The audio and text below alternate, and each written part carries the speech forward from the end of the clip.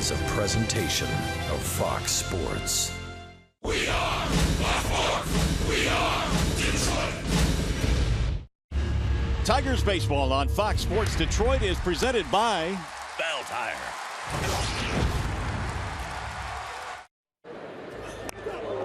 Man, now Kinsler is hit by the pitch. The second Tiger hit by Bauer.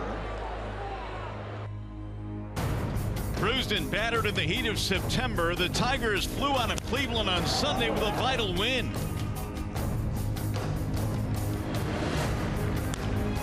Driven in the air to center field. Ball hit pretty well.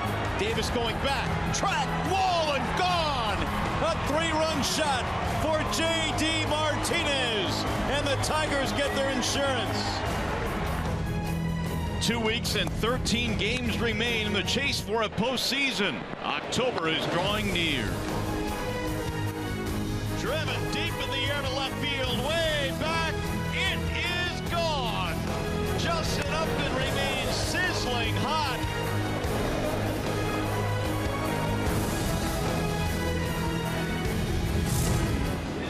Well, the stretch run is officially in high gear, and tonight from Minneapolis, the Tigers will start a three-game series against the Minnesota Twins. J.D. Martinez and the rest of the Tigers know what exactly is ahead of them. The Tigers trailing by 2.5 in the wild card and 7 games in the American League Central Division. Hi again, everyone, and welcome to Tigers Baseball. Mario and Pemba, Rod Allen, glad to have you with us here for Game 1 in this series. And Rod, as we start to count down the month of September now, not a whole lot of games left on that schedule. You know, and surprisingly, I've heard from a lot of experts across the country, Mario, and they all believe the Tigers, as far as the strength of schedule is concerned, they have got the best chance of capturing that second wild card in the American League. They've got 3 games remaining here in Minnesota. Then they see Cleveland and also Kansas City at home. 7 games, and they finish this year in Atlanta. Atlanta's not a really good team so far this year, and that's why so many believe the Tigers, they really hold this in their own hands as far as their destiny is concerned. If you play some good baseball down the stretch, you have a shot of legitimate getting in. All right, now it seems like this has been a season of hurdles and things to overcome for the Tigers. They'll have to do it again tonight. A couple of key batters were hit in the game against Cleveland on Sunday. Kinsler out of the lineup tonight. Victor out of the lineup tonight. They're going to have to dig deep again. Well, this is a huge blow for the Tigers. There's no doubt about that. Ian Kinsler has been that guy at the beginning of their lineup all season long that's gotten it done for them. But Bauer, he got him in the head. Kinsler stayed in the game, but later on after the game, they said that he just wasn't feeling all that well. Brad said as much today. That's why he's not playing. Victor Martinez, he might be out for a couple of days. He got hit a couple of times in that right knee in the Cleveland Indians series, and Brad said that thing was swollen today, and it was also bruised, and it was purple. So don't expect to see Victor Martinez at all in this particular series, maybe as a pinch hitter, but we don't know. But those are 2 big bats that they will have to do without in this particular series. All right, with or without Kinsler and with or without Victor Martinez, they still have to deal with Brian Dozier. This guy's been absolutely on fire. Yet when you look back early in the season, Tigers did a pretty good job of handling him. They really did do a wonderful job against him, and they're going to have to do as much here tonight. He's one of the hottest hitters on the planet right now, currently a 22-game hitting streak. But look at what they did to Dozier early in the year. You can see that front hip always flying. He looks to pull just about everything. He has 104 hits this year, only 14 the opposite way. So he's a dead pull hitter. They did a wonderful job earlier this year against him. They went outside, then they went upstairs with good fastballs, and he was baffled through the first 9 meetings of this season, but he's gotten a whole lot better lately. Yeah, now Dozier doesn't have 41 home runs for nothing. What have you seen in Dozier lately that has made it so much better? Well, one of the things that he has done, he's squared up a little bit in the batter's box, and when you do make mistakes to guys that have the kind of hand quickness that Dozier has, he's going to do some damage. You talked about the 41 homers this year, but now he's simply taking some of those breaking balls, waiting just long enough to connect, and with that turbo bat speed he has, he's still able to turn on balls. Tigers simply have to walk Dozier here tonight. Dozier cannot be the difference maker in this particular series. He's way too hot. He's been killing everybody in baseball right now. If you're the Tigers and you get yourself in a situation, you cannot pitch to Brian Dozier here tonight. As a matter of fact, you cannot pitch to Dozier for the next 3 days. He cannot stand in your way. He's proven that he's real hot right now. Yeah, I've seen enough of Brian Dozier. I think you have too. Absolutely. Let's just walk this guy. After a short break, we'll send you back to the Call Sam Studios. Check in with Matt Shepard. Coming up, Mashin and Minnie. The Tigers' middle of the lineup has done really well in this ballpark. Stay with us. Tigers Twins, Game 1 next.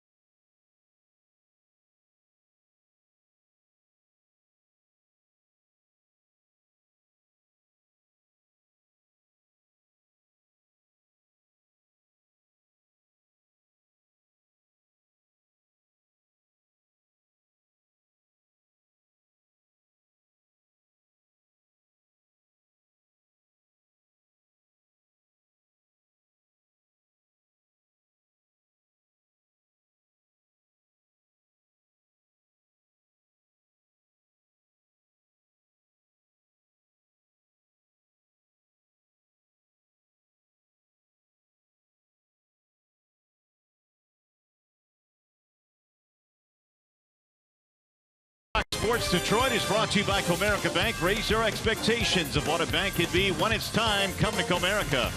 And by Dodge. Visit Dodge.com or your local dealer today. Back here in Minneapolis on a nice night for baseball. The Tigers opening up a 3-game series against Brian Dozier and the Minnesota Twins. Tigers hoping to gain some ground in the wild card chase. Their starting lineup tonight looks like this, presented by the Southeast Michigan Ford dealers. It'll be Cameron Maybin in the leadoff slot for Ian Kinsler tonight. Maybin has done good work in that leadoff slot. Then Iglesias and Cabrera. J.D. Martinez bumped up the cleanup. Upton is in left. McCann is the DH in this game tonight. Jacoby Jones at third. Sal Talamacchia will catch. And Andrew Romine will be playing second base and batting ninth for the Tigers. And they are facing the left-handed slants of Hector Santiago. And Tigers just saw Santiago on September 15th. He beat them at Comerica Park. He pitched 5 2/3 innings, but he needed 103 pitches. On that game, you may remember, lots of lazy fly balls off Tigers' bats. Everything Hector threw that day was up in the strike zone. Let's take a look at the Minnesota Twins. Their starting defense is presented by Tim Hortons. Left to right, they've got Grossman. They've got the very talented center fielder in Buxton. They've got Kepler in right field. Polanco, Dozier up the middle. Escobar, Kenny Vargas on the corners. And Murphy is the catcher tonight. So we are ready for baseball as Cameron Maybin settles in. Again, the Tigers do not have Kinsler tonight. They do not have Victor Martinez this evening. So they are playing without 2 of their bigger offensive pieces. So Maybin will slide to the leadoff slot. Cameron batting .314 on the year. Santiago is 28 years old, out of Newark, New Jersey. Ready to go to work on a pleasant evening for baseball here in Minneapolis. And here we go. Tonight's first pitch is a strike on Cameron Maybin. And Santiago will feature quite a few fastballs here tonight. That was a cut fastball at 88. He gets up to about 93 with his 4-seam fastball. Also throws a slider, a curve, and a changeup that sort of acts like a screwball to the right-handed batters. Santiago, good numbers, as Rod mentioned, in his last start against the Tigers. Really, his last 4 have been very good for a Twins team that really has struggled to get good pitching this year. Santiago actually has pretty good numbers in his career against the Tigers. In 17 appearances, 10 starts. He's 2-4, a losing record, but an ERA that is under 3. Now the 1-2. Maybin pops it up. Shallow right field. Dozier going back. Kepler coming in, and it's the right fielder Kepler. 1 away.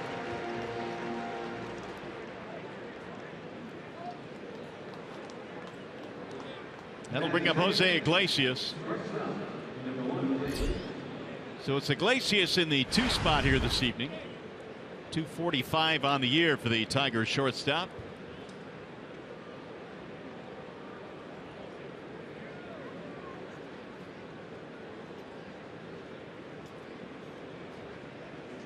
And he'll look at his strike. 0-1 on Jose. He was 1 out of 6 in the series against the Indians. Tigers dropped 2 out of 3 against the Tribe, although they got a big win on Sunday. 1 ball and 1 strike now on the Tigers shortstop. It was good to see the Tigers bats wake up on Sunday. Huge home run by Justin Upton and also J.D. Martinez. Well, the last thing they needed was to be swept by the Indians heading into this series. But they pulled out a win on Sunday, gave them a little bit of momentum, and there was a little bit more hop in the step of the players as they loaded the plane on Sunday in Cleveland. It's always nice to board a flight after a win. Makes for a happy flight. Not to mention the day off yesterday. Back to work tonight. Iglesias looks at strike 3, got him, and there are 2 gone.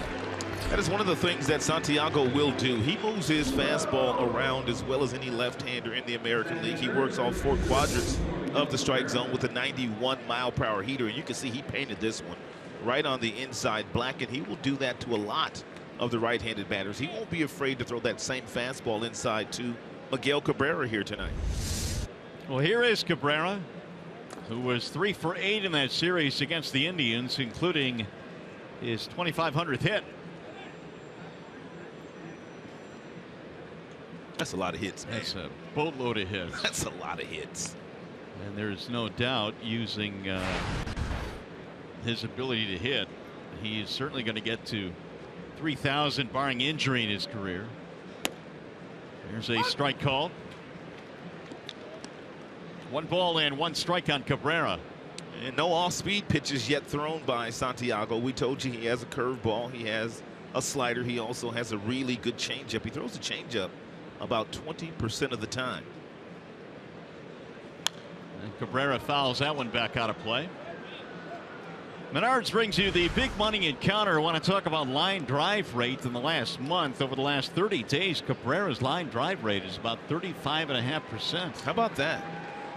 Have you had a chance to take a peek to see what that young kid Corey Seager's doing out west for the Dodgers? No, he's part of a very talented family. Of course, Kyle Seager, his brother. There's a ball blown away, but he's having a pretty good year. He's going to be the runaway rookie of the year. There's no question about that. And he's going to get a lot of votes for the MVP as well. The young Seager in Los Angeles. 2-2 on Cabrera. Going inside. Lifted back out of play.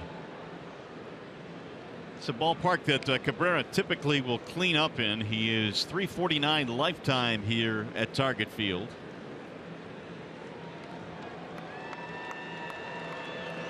And Mickey overall this year now with 33 home runs. He's trying to get to 100 driven in. He's got 91. Missed it outside. The count goes 3-2.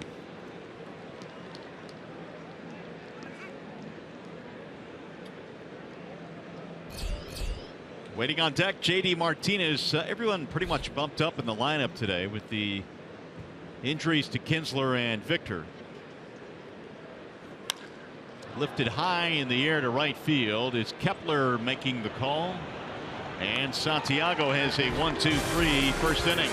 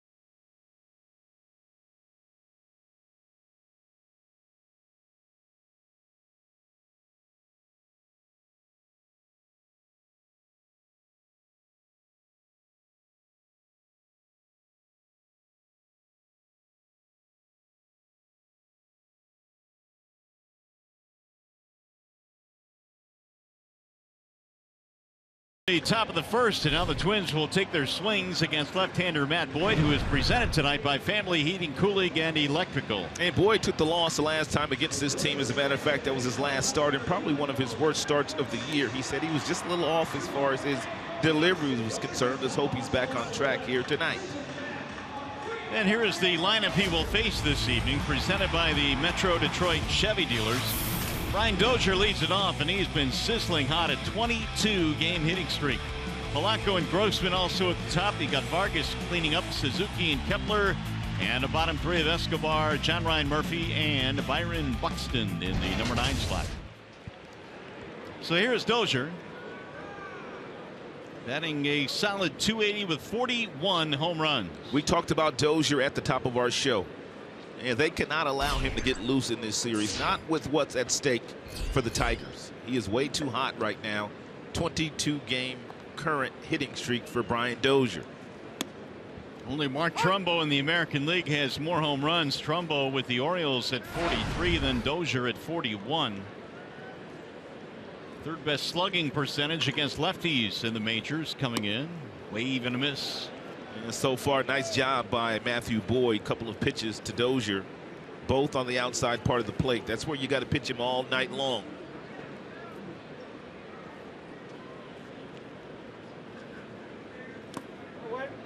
Dozier not only has a 22-game hitting streak, but he has hit safely, get this, in 52 of his last 55. He's been rolling. So this is not something that has happened just over the last couple of weeks. He's got his batting average all the way up to 280. Yeah, and I think back in the early part of the season, low 200s when we first saw the Twins. Right back up the middle and into center field in a 23-game hitting streak. You don't mind giving this to Dozier. You really don't. I mean, because this is not a horrible pitch. The only thing is the ball's up. He's a pretty good high fastball hitter. But look at the location. It's away.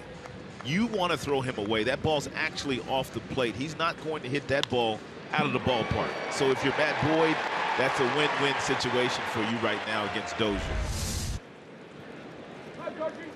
We'll bring up Jorge Polanco. Now the hitting streak of Brian Dozier at 23. The last time they had a Twin with a 23-game hitting streak, it was the former Tiger Torrey Hunter back in 2007. Excuse me. Runner goes. Here comes the throw down to second, and a leaping stop down there and a stolen base. Romine had to leave his feet to make sure that ball didn't go to center field from Saltalamacchia. That is number 16 this year for Dozier. He's only been caught twice, and if you may remember over the weekend, it was the Cleveland Indians that kind of had their way on the base paths against Tigers pitching and catching. They stole 8 bases over the weekend, did the Indians. So very quickly, the Twins now have a man in scoring position. Polanco batting .289, couple of home runs.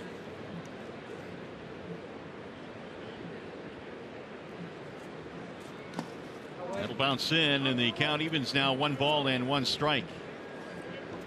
Twins tonight, as you look at their lineup, they have a total of 4 switch hitters going this evening, of which Polanco is one of them. It's a lot like that Cleveland Indians team on Sunday that Terry Francona ran at the Tigers. They had 4 switch hitters as well. Yeah, they're 2, 3, and 4 men tonight, both hit from the left side and the right side. That gives you a lot of balance throughout the game. And Polanco watches that one dive low. 2 balls and 1 strike. And with nobody out and a runner on second base, Polanco's going to be trying to hit something between Romine and Miguel Cabrera.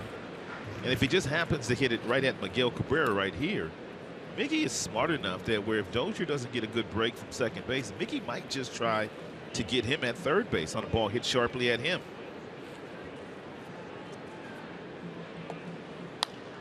Shot foul down the right field line. You can see by that last swing by Polanco visibly trying to hit something in that direction. Well, with 2 strikes on the hitter now, they back up at the corners. Both Cabrera and Jones were pitching tight. Jacoby at third base tonight, with Romine sliding to second in the absence of Kinsler.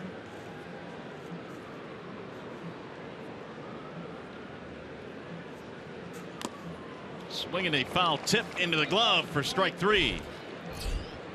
Polanco is out of there, 1 gone. Let's take a look at the Tigers starting defense. It's presented by Beaumont Health. Left to right in the outfield, you've got Upton, you've got Maben, you've got Martinez. Third to first, you've got Jones making his 3rd start since coming to the big leagues at that position. Iglesias, Romine, the big fella, Cabrera in the infield, and Saltalamacchia. He has caught every single one of Matt Boyd's starts this year. Here is Grossman, left fielder for the Twins. He'll look at strike 1 on the inside part of the plate. And you got to be careful here with Dozier. And we talked about the fact that he does have the ability to steal second base, but he's also 10 of 12 in stealing third base in his career.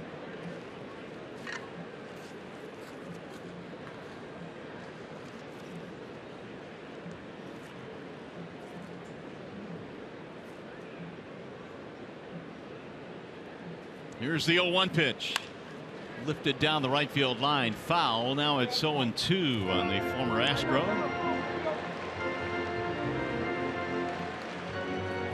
985 opponents OPS with men in scoring position this year. That is 5th highest among starters.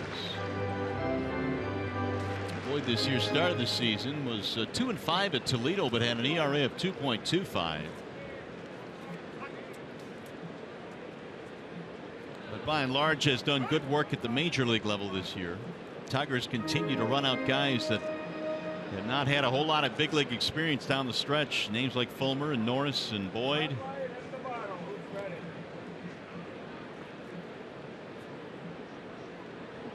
Now the 0-2. Ball. Oh, strike 3 call. Oh, Grossman thought that was up, and Foxtrack said it was up. And Boyd gets a break there. He'll take it. 2 gone.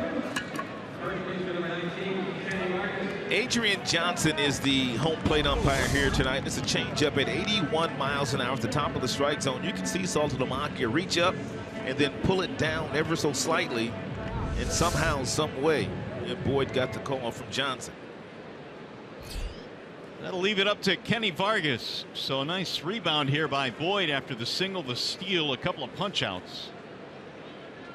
Vargas at 277. And he looks at a strike 0-1. When we first saw Vargas Rod get to the big leagues, you know, we saw his stature. He was able to hit some home run balls. We thought, man, this guy's going to blossom.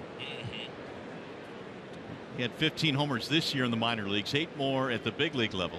Well, they rushed a lot of kids to the big leagues the last couple of years, guys from Double-A, and most of those guys really haven't done all that well that they have rushed. Ground ball left side.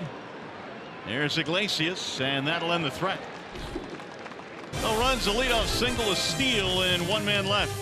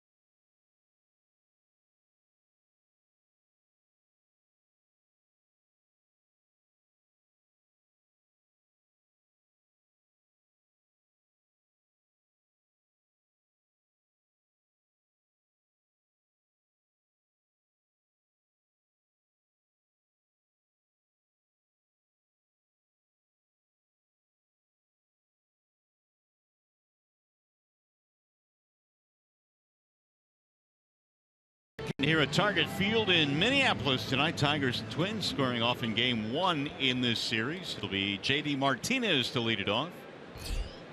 Martinez, Upton, and McCann 4, 5, and 6 for Brad Ausmus tonight. Santiago had a 1-2-3 first inning. Santiago already with a lot of fastballs inside to the right-handed batters. He did a lot of it to Miguel Cabrera, and he does it right here to JD Martinez as well. That's a cut fastball, about 88 miles an hour.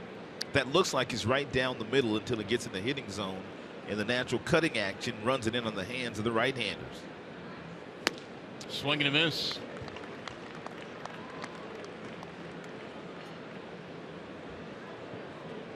Well, Martinez had the big home run to give the Tigers a little bit of breathing room on Sundays. They eventually won that game against the Indians.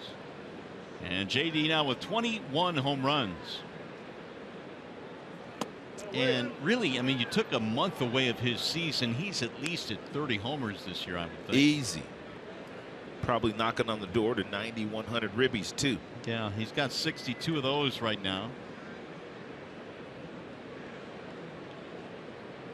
Here's the 1-2. A little high, 2 balls and 2 strikes. Santiago has already given up 29 home runs this year. And if he continues to throw these fastballs inside to some of these dangerous right-handed hitters, he's going to give up a couple of more here tonight. Wouldn't surprise you with the way the Tigers swing the bats in this ballpark. That's pounded foul back out of play. And JD also has real good numbers against Santiago, batting .400 against him. You can see how many home runs he's given up since the beginning of 2015. Only 3 others have given up more.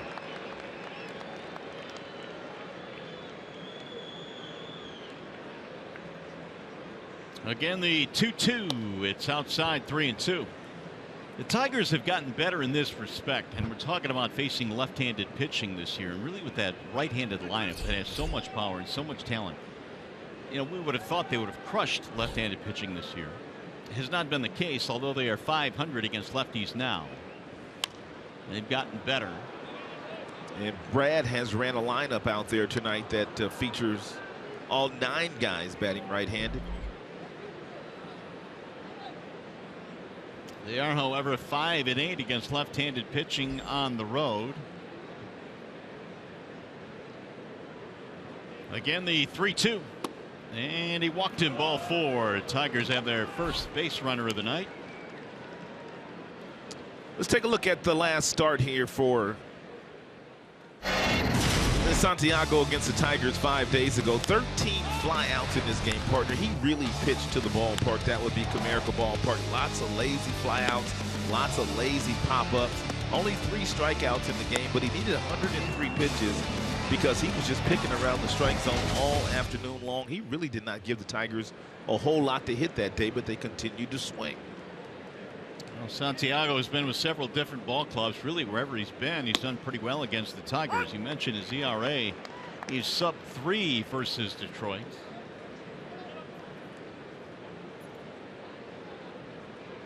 Last 4 starts, an ERA of 1.80 overall, so he has been one of their best, and they have desperately needed someone to step up in the rotation. Justin Upton takes strike 2. 0-2 on Jay-Up. 3 out of 11 in the series against the Indians, but boy, those 3 were big ones, man. 3 long home runs against the Tribe.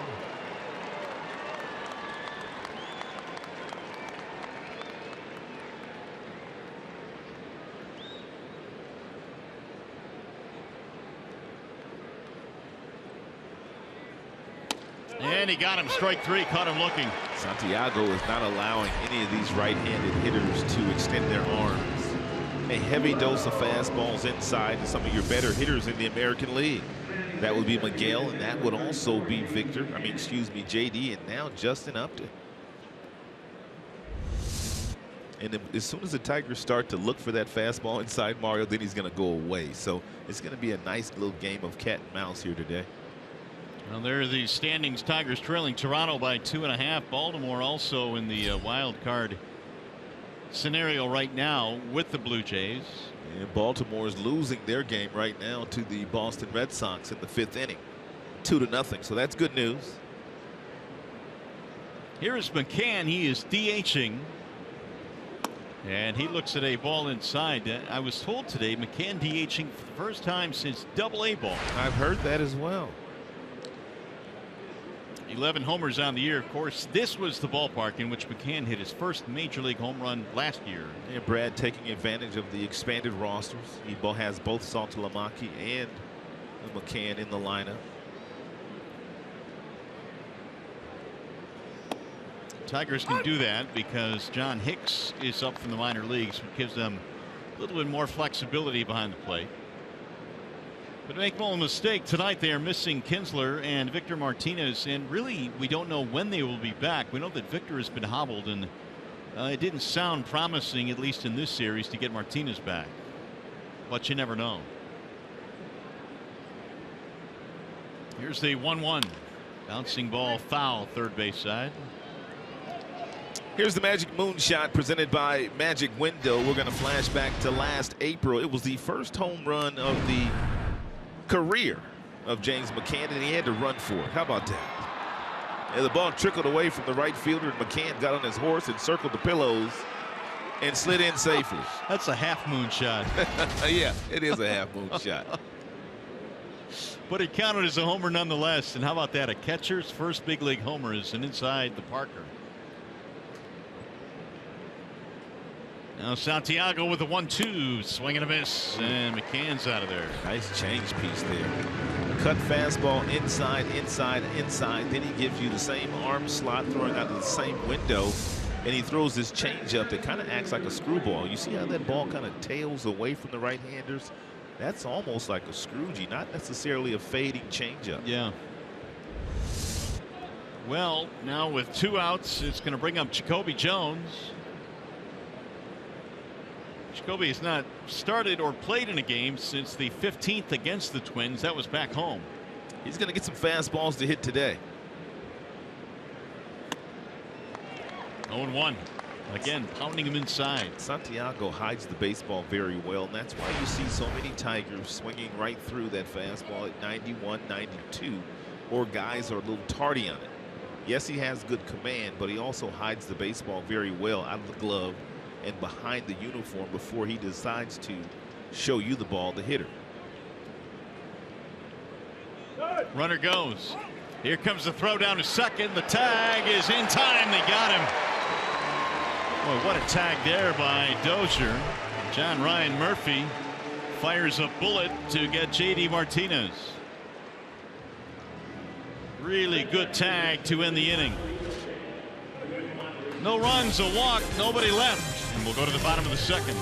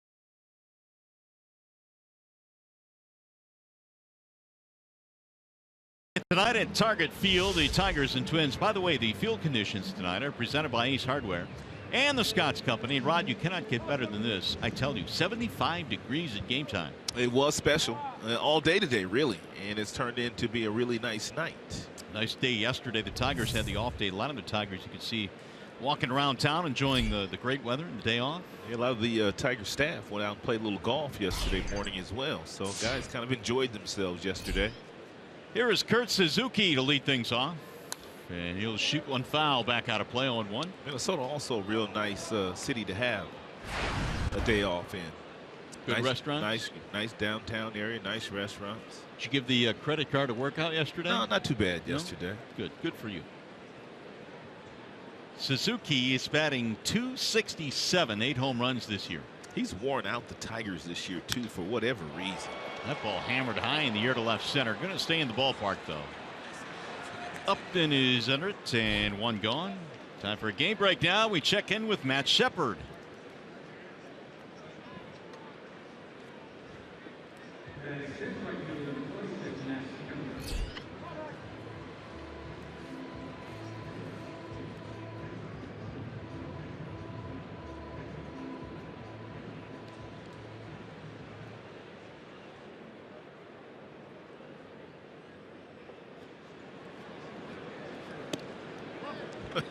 Yeah, but not at the big league level, man. That's just a whole new level. What a great story there. Man, that Boston Red Sox offense is so lethal. I mean, it's amazing how good they are from an offensive standpoint. Well, they do so many different things, Rod, and I think that's what makes them special and maybe separates them from some of the other good offenses in this league. And they're so deep, I mean, because they got youth and athleticism. Then they got the veteran hitters and Pedroia and also David Ortiz. That one missed inside to Max Kepler. 2 balls and 1 strike. Here's what it looks like in the East. Boston right now separating themselves a little bit. And both Baltimore and Toronto 82 and 68 tied for the wild card. Bender missing outside. 3-1 on Kepler. That is one area where the Tigers really have to be encouraged regarding Boyd. A lot of areas, but especially this year against left-handed batters. Left-handers are hitting under 200 against Boyd this year, and it wasn't that way last year. No, in fact, coming into this game, lefties were batting just 177 against Boyd. But he has issued a 1-out walk here. First walk of the ball game. For Boyd, MGM Grand, Detroit brings you the scouting report on the Tigers rotation. How about this? Since the All-Star break, they are first in first pitch strike percentage. Come on, get out of here, Mario. First, I'm not kidding. Look at the graphic. I got it. I put a check up there. You see, I'm with you. 65.5%. And Boyd is 5 of 6 in that respect tonight. And when you think about that, partner, I mean, they really, by and large, have 3 babies in the rotation with that kind of first pitch strike efficiency. That's a good point. They have not been afraid. They've challenged. It makes it so much better for you because the batting average between 1-0 and 0-1 is about 100 points higher when you fall behind 1-0, opposed to you getting ahead of the batter. No balls and 1 strike. Well, we say it over and over and over, but that old saying by pitching coaches, best pitch in baseball, strike 1. And the Tigers have been very good at that in the second half. And I think really it's trickled down to their entire staff. And that's why their pitching numbers have been much improved in the second half. That's a great point. Even though Sanchez has struggled and Sims has been on the DL and Pelfrey has struggled. Runner goes. Here comes the throw by Salty, bouncing in. Got him. Ooh, they might check this. Apparently they think that they could run on this combination of Boyd and also Saltalamacchia. Usually you don't see that many teams that like to take off against left-handed pitchers, but they've guessed on a couple of occasions. And how about Romine taking that one hopper from Saltalamacchia and applying the tag right on the left hand of Kepler before it got to the bag. That's a great shot right there, the one we just showed you with the glove hitting the hand, and there's no reason to challenge that. And another thing that Romine did there, and we'll see if we can get another look at it. Driven to the gap in right center field. JD is on the run. He'll get there to make the catch. That'll end the inning. We'll look at it later. No runs, a walk, nobody left. And as we go to the third, a tremendous tag, tremendous throw, and you're out.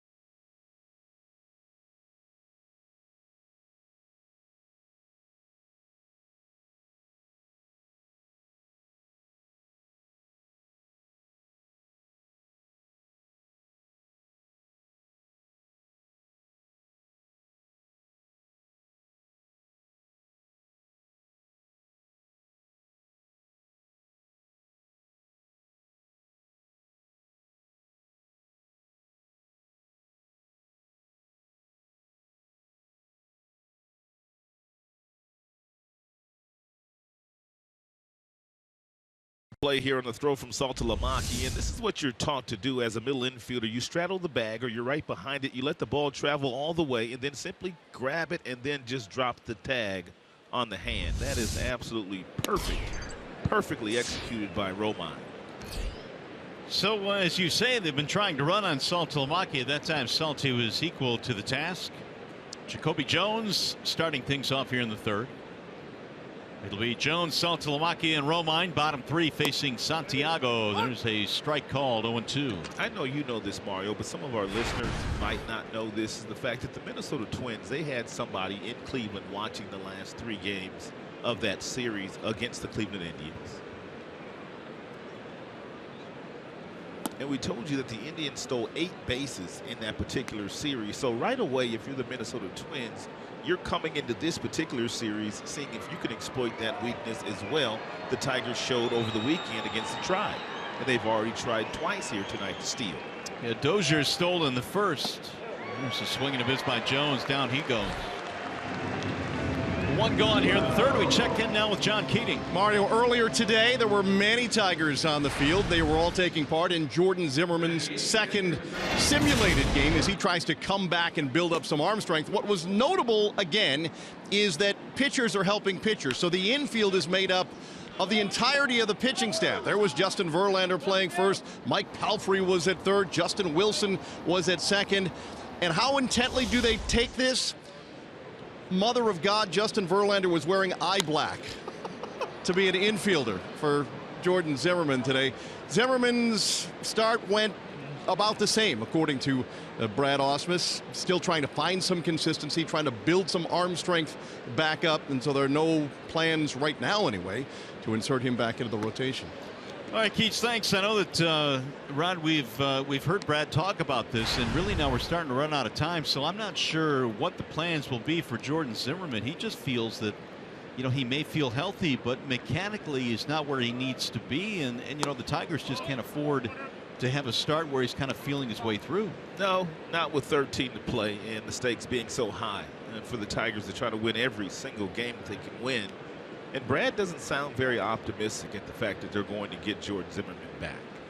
I mean, I don't want to speculate on what he has said, but they just don't seem to be that optimistic that he's going to be able to help them down the stretch. Well, the Tigers also gave some word on Castellanos, who's still down in Florida at extended spring training. He was swinging the bat today, and his hand stung a little bit. So he may be even a longer shot than Zimmerman. Yeah, I think that might be true. That's certainly what Brad intimated today, but we'll have to wait and see. I mean, you know, as Brad said, you know, with each passing day, it's going to get tougher and tougher for him to get back in time. 3-2 the count. And a swing and a miss. Saltalamacchia is out of there, and all of a sudden, strikeout's starting to roll up now. This cat struck out 4 in a row. Well, if the Tigers combine for 3 or more home runs in this game, bring a copy of the box score to a participating Arby's location tomorrow and get a free small order of curly fries.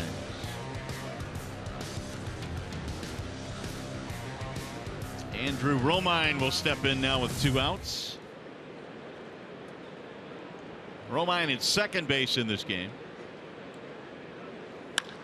Line to left field. That's going to be a base hit. 2-out single. It's a nice job here by Andrew Romine. He has watched every last one of the hitters that have come up in the game before him get a lot of fastballs inside. So Romine went up there sitting on that piece of cheese. And Santiago didn't get it in as far as he wanted to. But the fact of the matter of, Romine was looking for it. Look at these numbers against the Twins. You look at it. 358 in 40 games. Here's Maben now.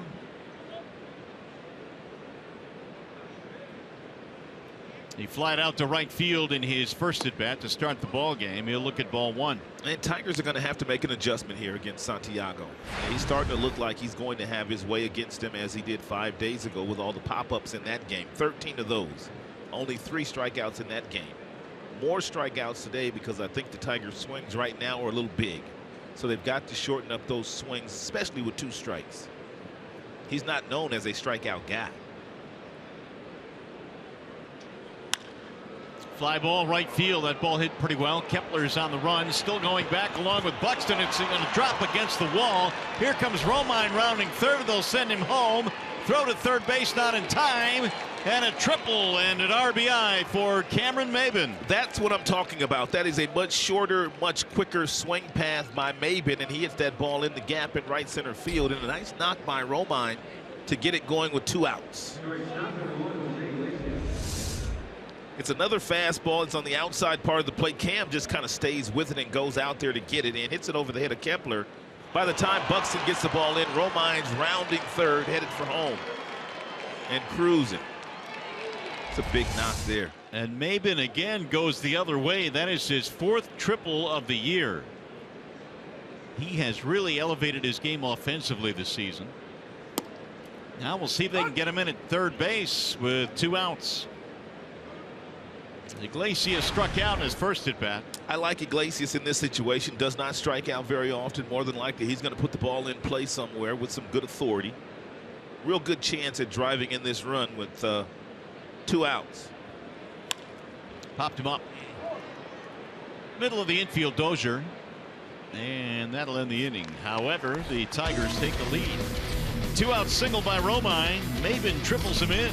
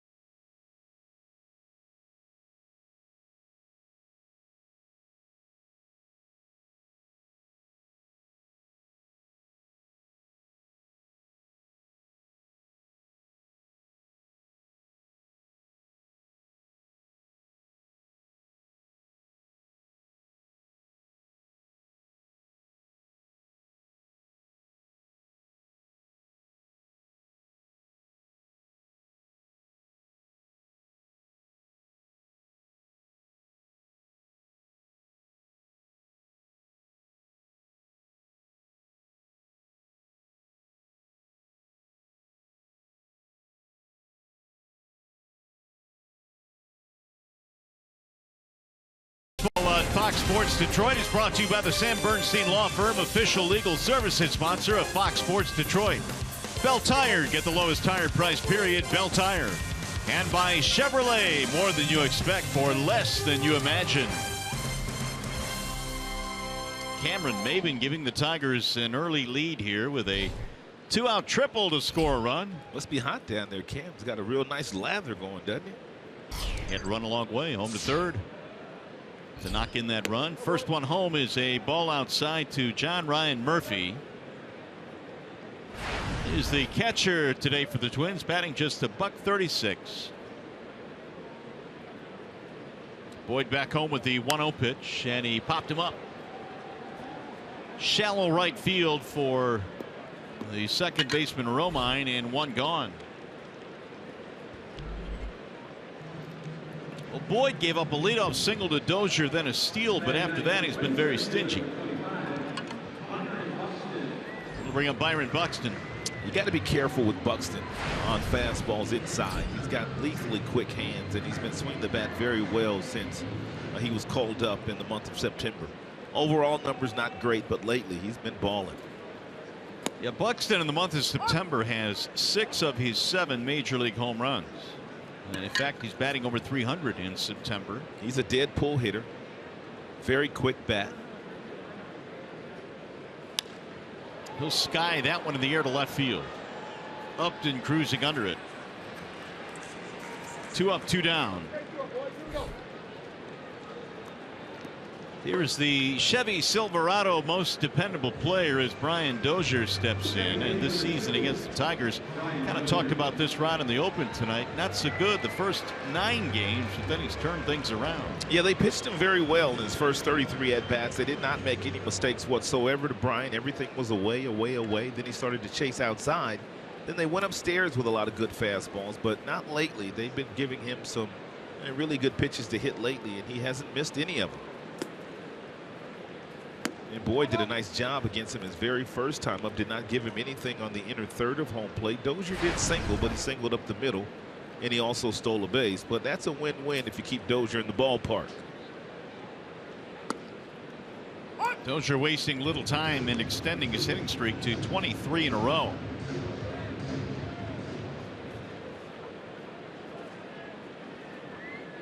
Here's the 1-1. Popped him up foul, back out of play.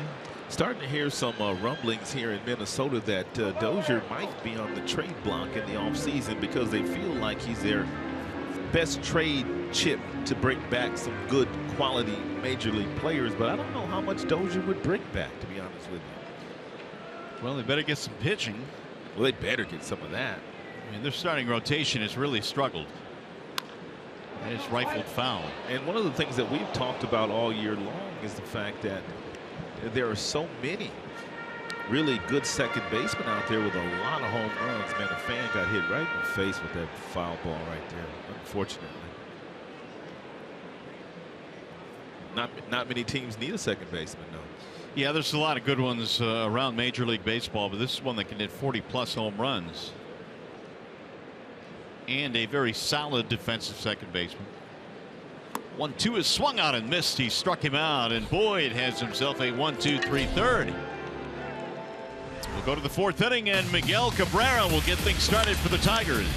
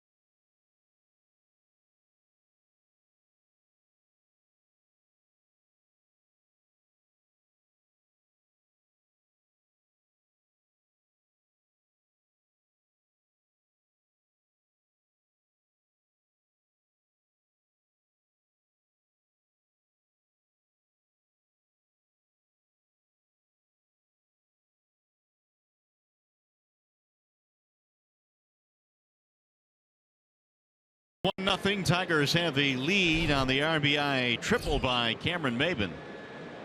Tigers have the middle of their lineup coming up. It'll be Cabrera, Martinez, and Upton facing Santiago. Miggy flied out his first at bat. Every pitch that Miguel Cabrera has seen so far tonight from Santiago have all been fastballs.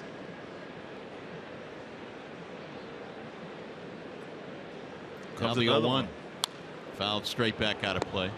You know, pitching coaches talk about finishing your pitches, and when you look at Santiago throw, he doesn't seem to do it. He's got a little bit of a short arm in his delivery. Yeah, that's why some of those cut fastballs get inside, but when he throws that four-seam fastball, even though they want it inside, those last two have tailed away from Miggy. Down the right field line, slicing foul. Let's take a look at this last pitch from Santiago to Miguel. He wants it inside. You can see where the catcher is. Murphy's inside, but look at where the ball misses. He misses out over the heart of the plate because of what you just said, not finishing his pitches. That's a little bit what Daniel Norris does from time to time.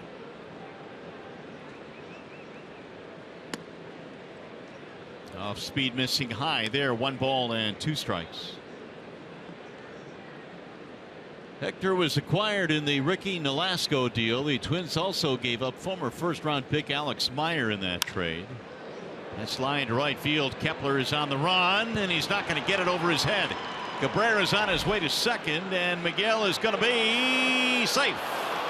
Ooh, he just made it. Polanco saying, take a look at it. The ball caromed off the wall and straight to Kepler. After a steady diet of fastballs all night long from Santiago, he throws Miggy a breaking ball, and Miggy picks this ball right out of the dirt, and he hits it off of the 365 sign, the base of the wall, basically a line drive, and he really had to get on his horse because Kepler, the right fielder, played the ball very well and had a very accurate throw to second base, but great hustle by Miguel Cabrera, able to get there with a hustling double. Good job of staying on the bag, too. Leadoff 2-base hit here in the 4th, the second extra base hit of the game for the Tigers. Now JD Martinez. JD over swinging today so far. He did it in his first time up, and he's done it here in his first pitch in this at bat. Very seldom do you see JD Martinez take those swings that are that violent.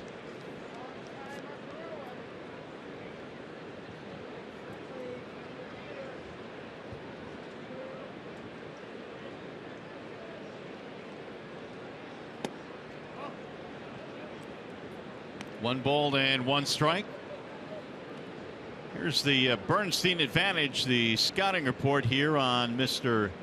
Santiago and really the rest of the Twins pitching staff. .835 OPS against right-handed opponents, which is the highest in the major leagues. So righties just torch this staff. Now it's 1-2.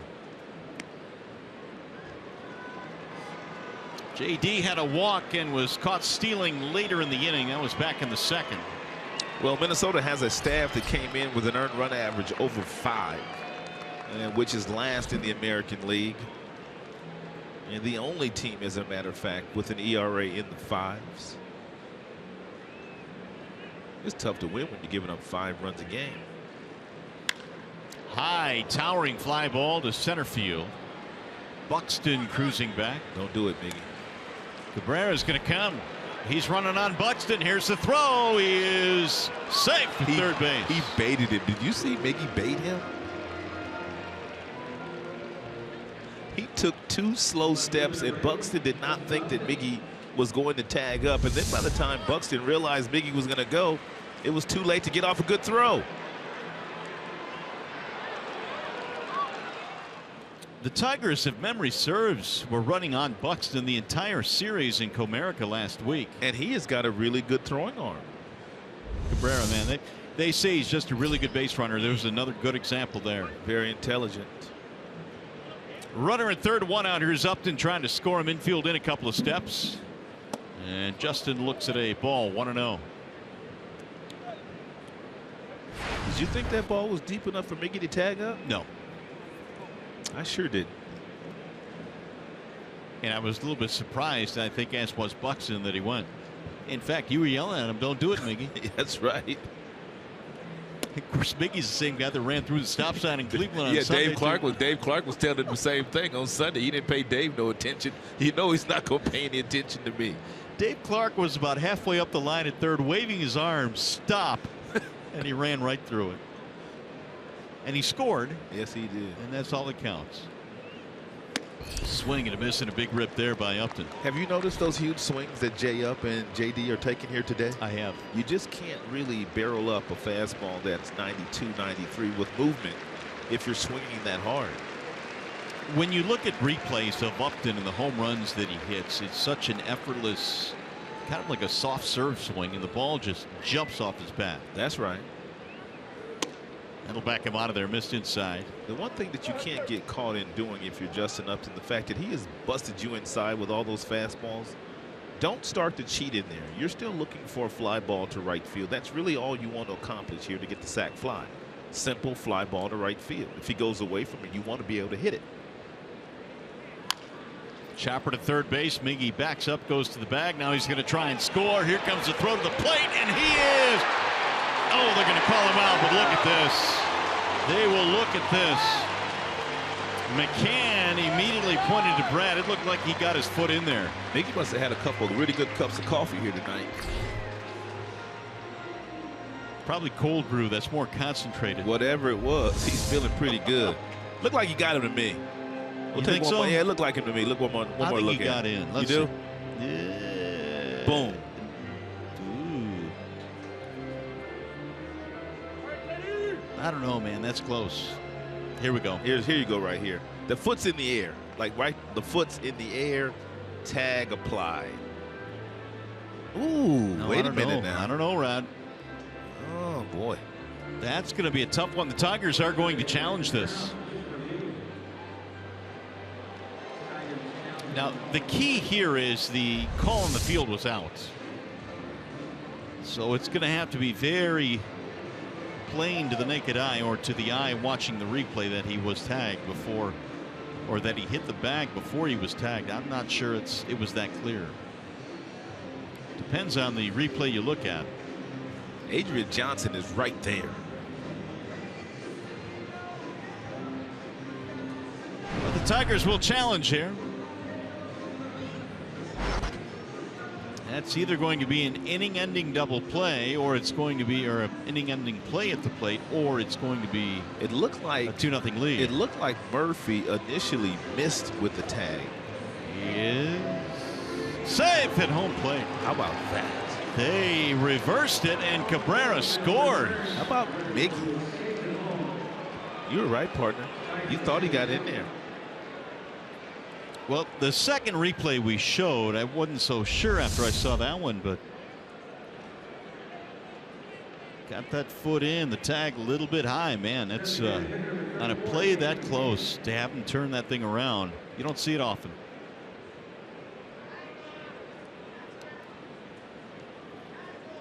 Yeah, that one I think right there showed his foot got down and then the tag was applied. So the Tigers lead 2-0. I guess the day off was good for the big fella's legs, right? Apparently so. There's a foul straight back by McCann. Upton, by the way, gets an RBI in that play. Miggy, he's huffing and puffing now after basically manufacturing that run by himself. It's been a wild man on the bases the last two games. You don't think J-Up won't take that RBI either, won't you? Yes, he will. 77 RBIs now for Upton. McCann struck out in the second. He is 0 for 1.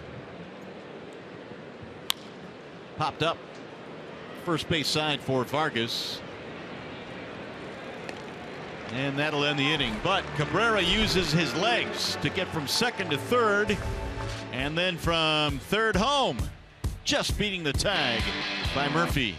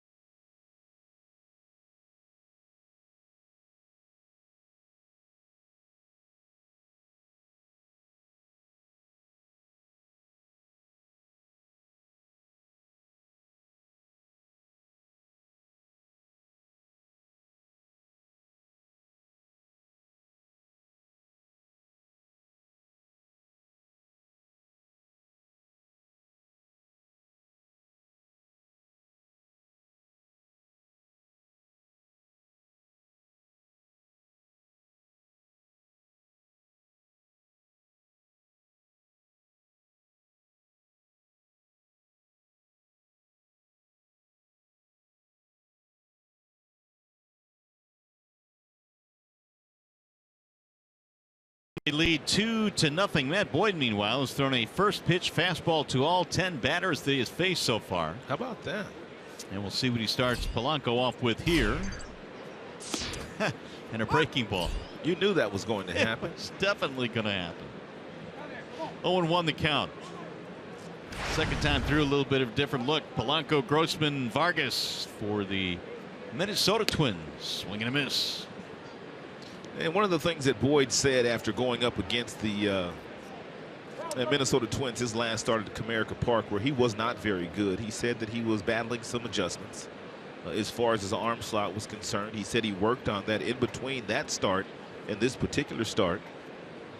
And he said he would be much, much better here tonight. And so far, he has held true to his word. Boyd 3 2/3 against Minnesota. 8 hits, 7 runs in that last start. It was an 8-1 win for the Twins. Line foul out of play. First of all, you have to give Boyd a lot of credit for making that adjustment with his arm slot with Rich Doobie back in July. It's one that was positive at first. He lowered his arm slot and gave him a little bit more velocity on the fastball. Also gave him more depth on his breaking ball, more fade on his changeup. But when you're working and you're tinkering with something during the regular season, you're bound to go back to what you had been doing your entire life. Popped up foul back out of play. It's just human nature. Yeah, you would think that would be the case. I mean, you know, muscle memory, I guess, eventually will take over and you go back to your old habits. Now, if you have an entire spring to work on it or an entire off season to work on it, that's different. And it also shows the aptitude of some of the younger pitchers on the Tigers roster that they can make these kinds of adjustments in the middle of the season, and all guys are able to do it. Ooh, down he goes. Polanco strikes out swinging. 4 of them now for Boyd. Stay tuned to Tigers Live. Following the game, we'll select the Fox Sports Detroit Tigers player of the game, presented by McDonald's. Stop by for your breakfast favorites, now being served all day. Well, games in the 4th inning. Should we still do our selections for player of the game? Yeah, you can go and take a shot. Who you want? I'll take. Let's see. I feel bad now if I take one of the guys that have driven in runs. Don't feel bad. All right, you go first. Give me Maven. I was going to take Maven. I want Maven. Well, give me Miggy then. All right. You can have Miggy. I'll take Maven.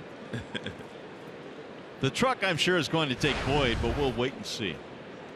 Oh, they're going with Jacoby Jones. Well, good for them. Yeah. 1 ball, 1 strike on Grossman. There's a strike called. That's a nice job there by Boyd getting that fastball inside. He struggled getting that fastball inside in his last start against Minnesota. But today he's been able to get it in there. And Saltalamacchia going to lead him right back in there again.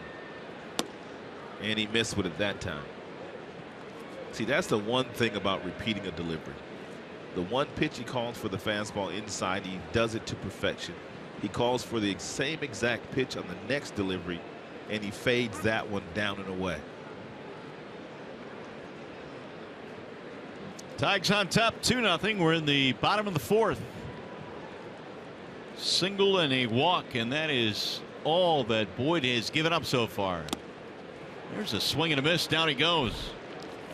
2 gone now. Time to check in with John Keating. Mario, it's almost a courtesy that the manager of your AAA team is invited to be with the club, the Major League club, in September. So Lloyd McClendon, who managed the Toledo Mud Hens this year, came on up at the, I guess, after September 1st, once the Mud Hens were done. So he's got some inside knowledge on several of the young Tigers, particularly Matt Boyd, who is working here tonight. He said his confidence was growing and growing. He saw that when he was in Toledo. He's got that specialty pitch, that changeup, and he's finally learned to pitch in. And so the developments that they saw in AAA are now being seen here at the Major League level once Boyd recracked the majors. Hey, Keats, earlier today we found out that Buck Farmer is starting tomorrow for the Tigers. How much do you think Lloyd had to do with that, because he had him down at AAA? Absolutely. And we chatted with Buck Farmer about his start tomorrow. Today, And in fact, he said he's a completely different guy who was up here and made a handful of starts last year. And the things he did all season long in Toledo were all part of propping up his confidence, learning how to pitch, and he feels like he's ready right now. All right, before you go, who's your player of the game? So you guys were fighting about Miggy and Maben, right. And, well, I'll take Matt Boyd. He's still out there. Matt Boyd's still out there. The truck made the ill-advised decision, I think, for Jacoby Jones. God bless Jacoby Jones. I hope he has a monster day, but that's not exactly on the tip of one's tongue. Look at you backpedaling. Thanks, Steve. He struck out the side, and that is 6 in the game now for Keating's pick, Matt Boyd. Tigers still lead 2-0.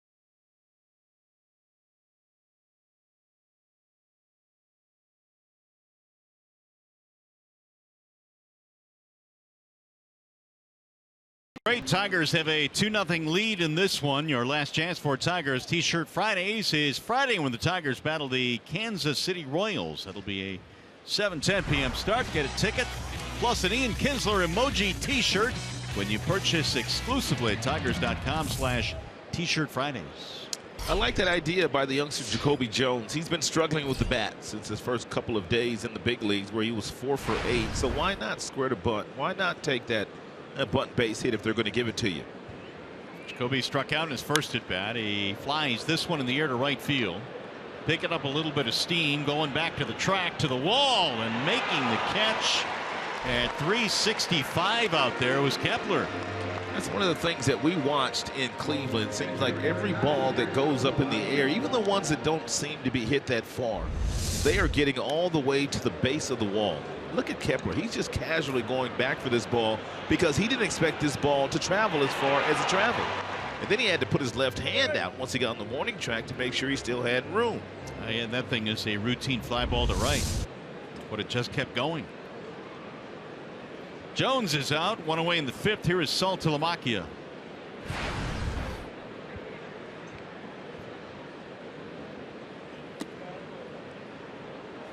Salty, a little bit of a different look these days. He has shaved the beard. The socks are up to the knees. Hector Santiago has thrown first pitch fastballs to 17 of the 18 hitters that he has faced so far tonight. Down the left field line. It'll drop in, base hit. Grossman over there to cut it off. It'll be a 1-out single for Saltalamacchia. Yeah, nice job of hitting there by Salty. Check in now, Matt Shepard and a green break.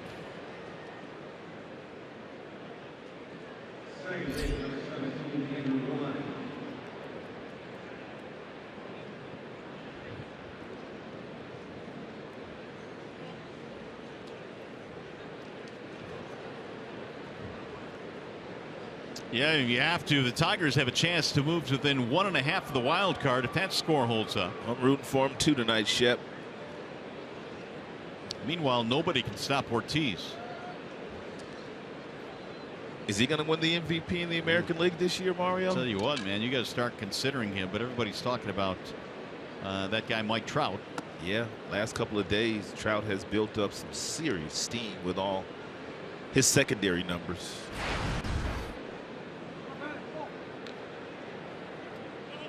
Romine a single with 2 outs in the third. Then he scored on the triple by Maben.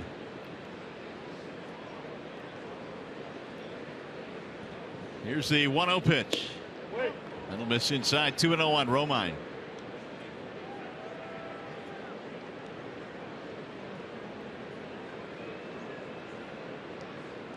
Ian Kinsler, as you know, was hit by a pitch from Trevor Bauer in the game on Sunday. Tigers had the off day yesterday, but Ian wasn't feeling a whole lot better, therefore not playing again tonight. High fly ball. Shallow center field. Buxton coming on. 2 gone. If you happen to tune in a little bit late, last half inning, Miguel Cabrera basically manufactured a run by himself. It's our call of the game.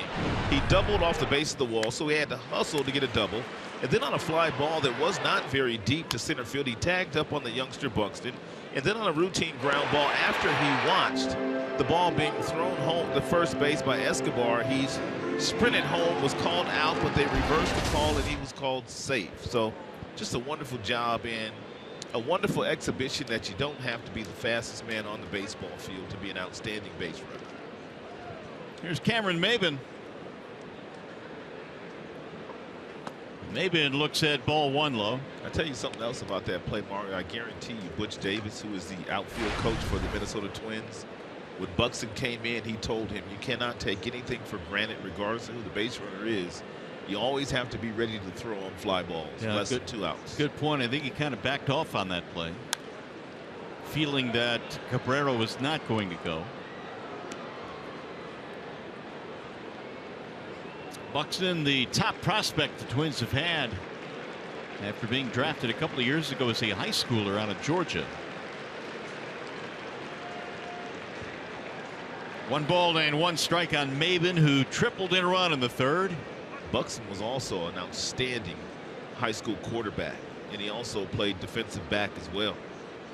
Can you imagine as fast as he is turning that corner on the quarterback keep? There's a high fly ball.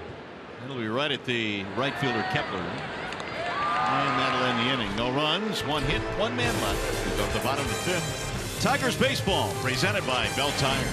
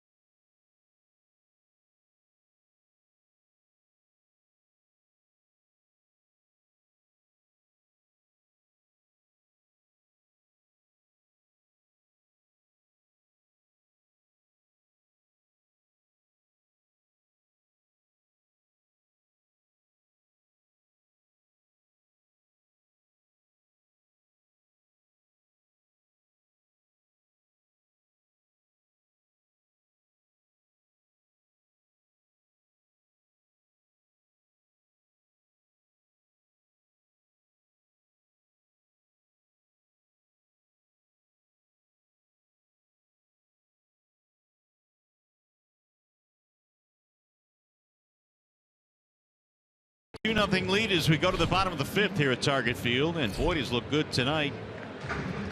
And pitches per inning, you can see that he's down to 11.8 in his start here tonight.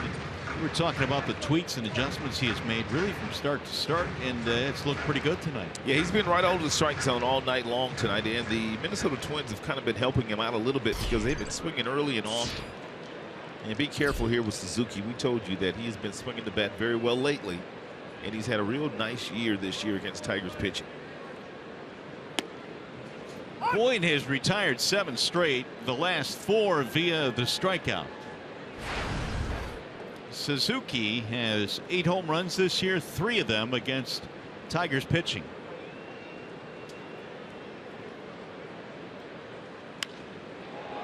Hammered foul down the left field line. Well, Suzuki's been around a while. He's a guy that has answered the bell quite a bit behind the plate, a very demanding position. Suzuki is 5th among actives in games caught. Began his career with the Athletics, went to the Nationals for a spell. Swing and a miss, and Boyd's got it working now. That is 7 strikeouts for Matt. And Boyd is absolutely dirty here tonight with that well-located fastball that he's been getting ahead of most of these Minnesota Twins with all night long. And that change piece right there was a dandy. Great location, fading down and away. And from Suzuki. 5 strikeouts in a row for Boyd, who now is at 50 pitches. That's it. Here's a bouncer to second. That'll be routine there for Romine. 2 up, 2 down.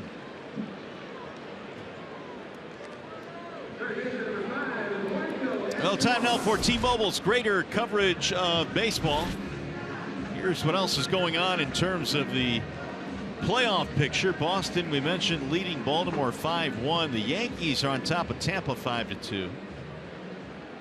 Later on, Oakland, Houston, Toronto is at Seattle. Toronto, Baltimore tied for the wild card right now. So really the only game of any concern to us is the Baltimore-Boston game, correct? Well, now that depends on your outlook on life, because Cleveland right now is playing Kansas City. Do you feel they can still catch Cleveland?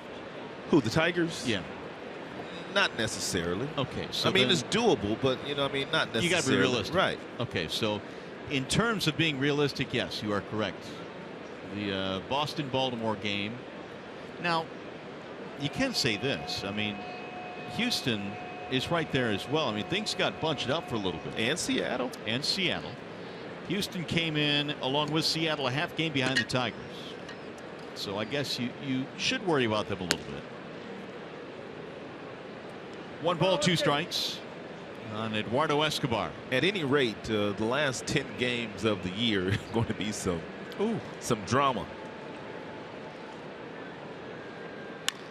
There's a drive in the air toward left field. That ball hit pretty well. Upton going back to the track, to the wall to make the catch. Really? That stayed in here? I thought that thing was out of here. Escobar hammered that thing. 10 straight retired by Matt Boyd.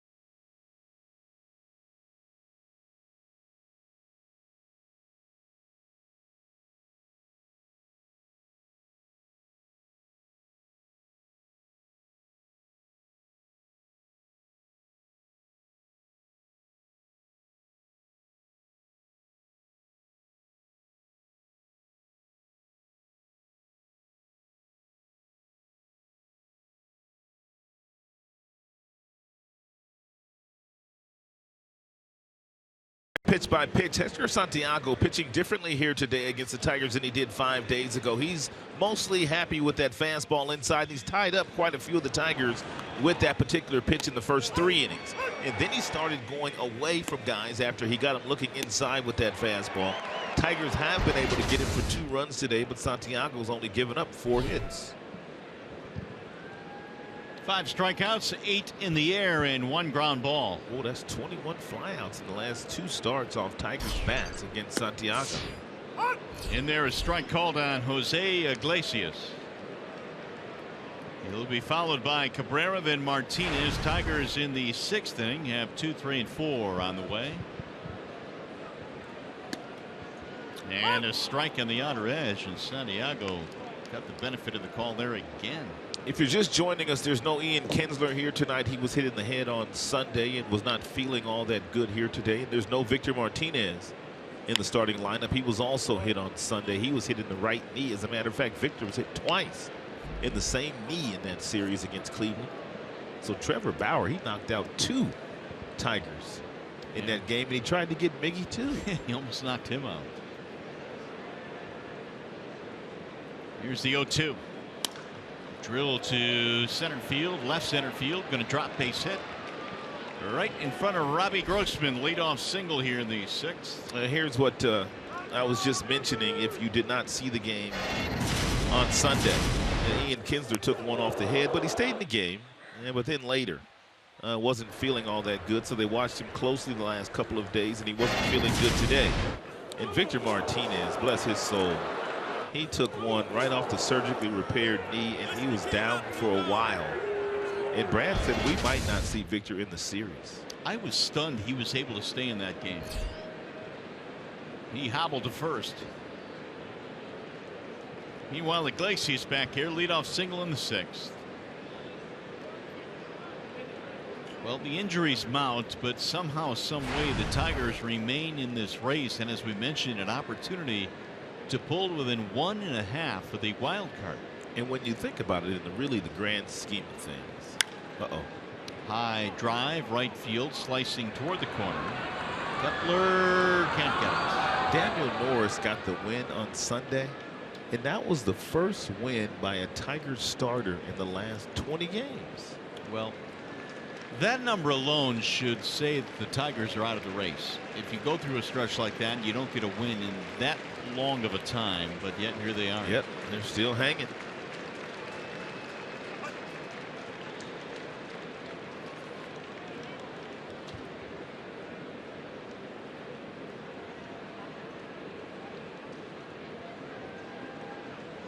And Cabrera drills one in the air to center field. Buxton is on the run. And Iglesias will retreat.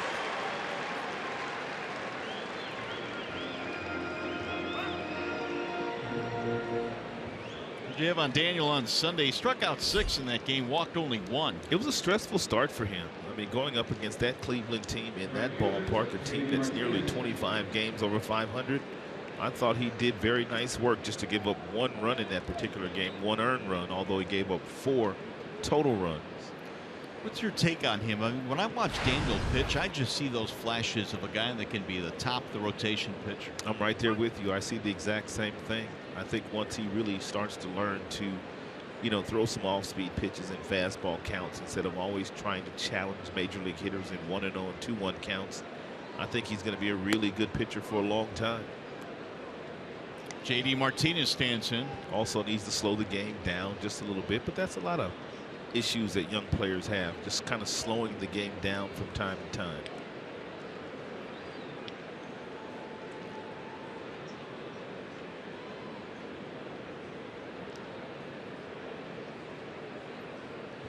Here's the 1-0.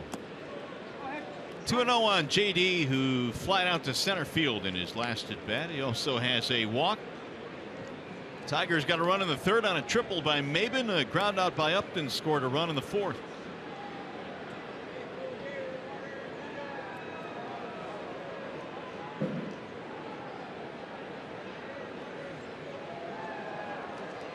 Runner goes on 2-0. Big jump, swing and a miss. Throw down, not in time. What a jump there by Jose. 7 stolen bases now for Iglesias. Jose went on first movement. As soon as Santiago picked that leg up, he was off and running towards second, and a good throw by Murphy, but not before Santiago. Excuse me, but Iglesias was on his way up when that ball got to second base.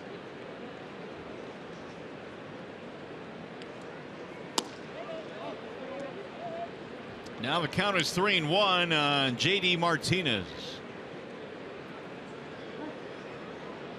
Tigers 2 runs, 5 hits. Twins no runs on 1 hit.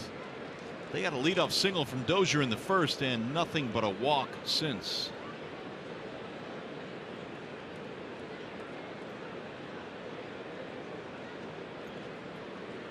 Three one is in there. 3-2. Oh, JD discarded the bat. Thought he had a walk. Adrian Johnson says, "Pick up your bat." I wonder if Santiago will go back in there with another fastball. He probably feels like that's his best chance of getting JD out. But if he hangs a breaking ball outside, JD's going to get him. That ball's off the plate inside.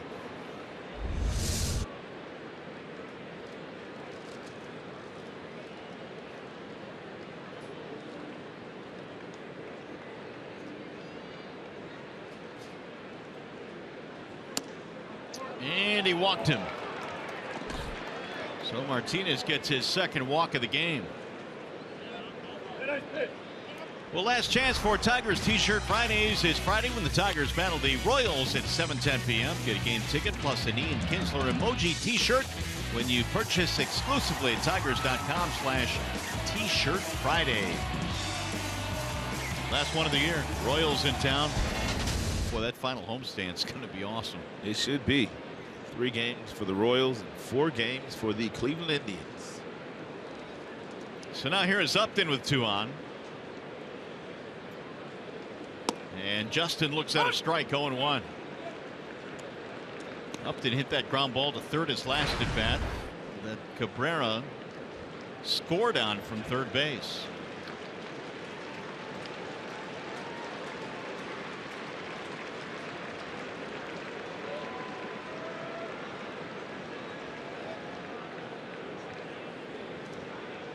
Pickoff throw when he got back in there. That's a good play there by Dozier and also Santiago, because what it does, if you're Iglesias, you're a little bit reluctant in getting too big a lead off of second base, and that might be the difference in a play at home plate if there is a base hit in the outfield. It's called the daylight play. As soon as Dozier puts his hand out, the pitcher sees that, and that's when he wheels and throws the ball directly to the bag.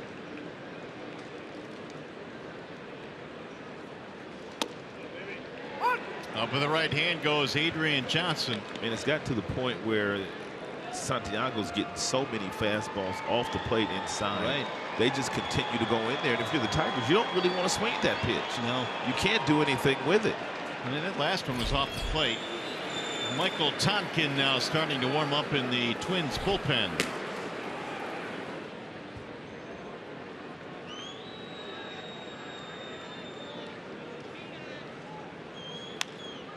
Little looper in his shallow right field. That is going to drop. Base hit. Iglesias rounding third. He will score.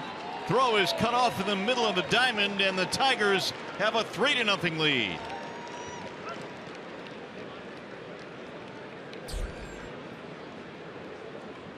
RBI single for Upton, his second RBI of the game. And Santiago went back inside with a fastball, but he left this one up in the strike zone, and Jay Up was able to fight it off for a solid single in the outfield. Outstanding base running by Iglesias at second base. As soon as the ball went up, he knew that it was going to be no play for Kepler in right field. Therefore, he got a great jump.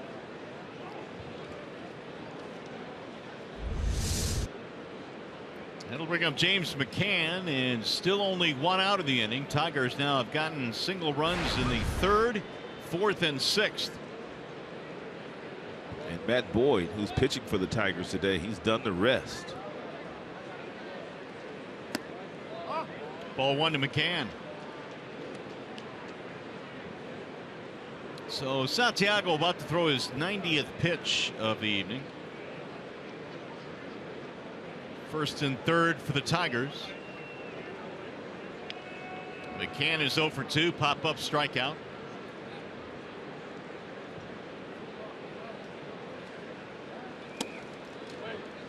Right back in there on the inside part of the plate for a strike. So that's 90 now for Santiago.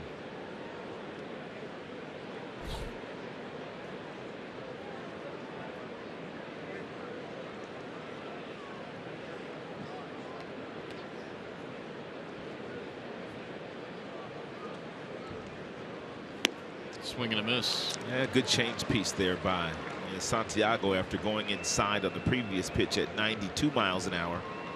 He came back and pulled the string on James McCann. That pitch right there, 83. That was a straight change.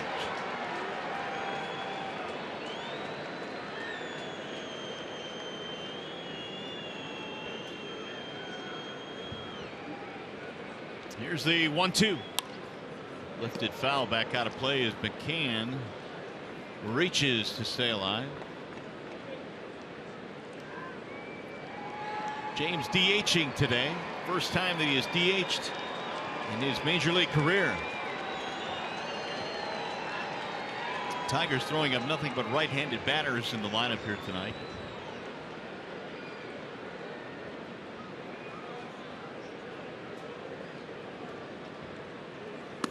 Up and in, back him out of there. 2 balls and 2 strikes.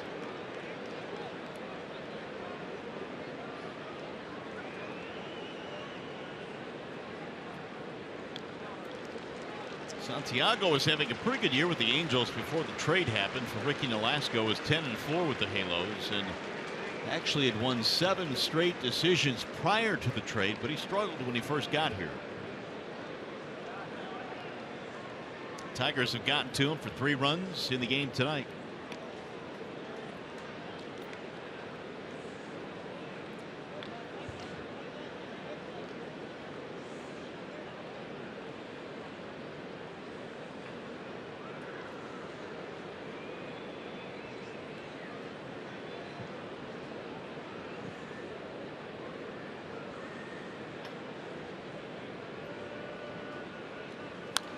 Fouled back out of play.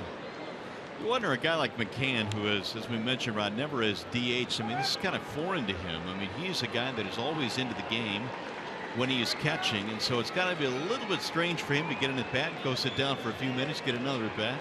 No doubt about that, but I'm sure he's probably picked the brain of some of the guys on the bench that have been DHs. He's probably seen what Victor Martinez has done the last couple of years while he's been the DH. You know, they got a bike in the Tigers clubhouse. I'm sure he goes up there, maybe rides the bike a little bit just to stay loose. High towering drive, left center field. That ball is hit well, and that ball is way back and gone. Ooh, James, did you? McCann put a charge into that one, and it went a long way. A 3-run shot for the Tigers. Second deck.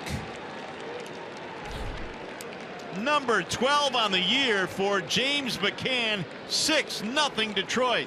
James McCann has hit some of the longest home runs in his career right here in this particular ballpark. Last time we were here, he hit a ball in the second deck to right center field.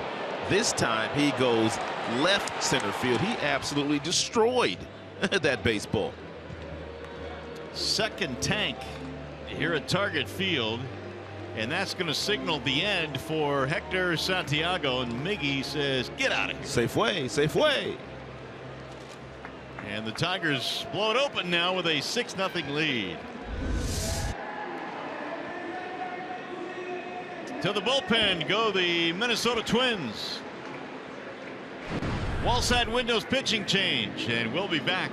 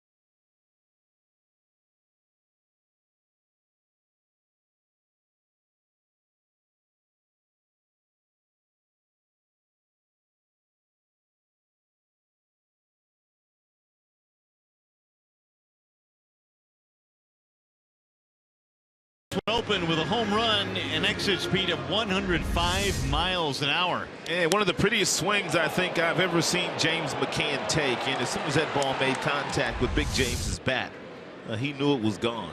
430 some odd feet from home plate. There's a bullet to left field and a base hit for Jacoby Jones. That's good to see. First hit in a while for Jacoby.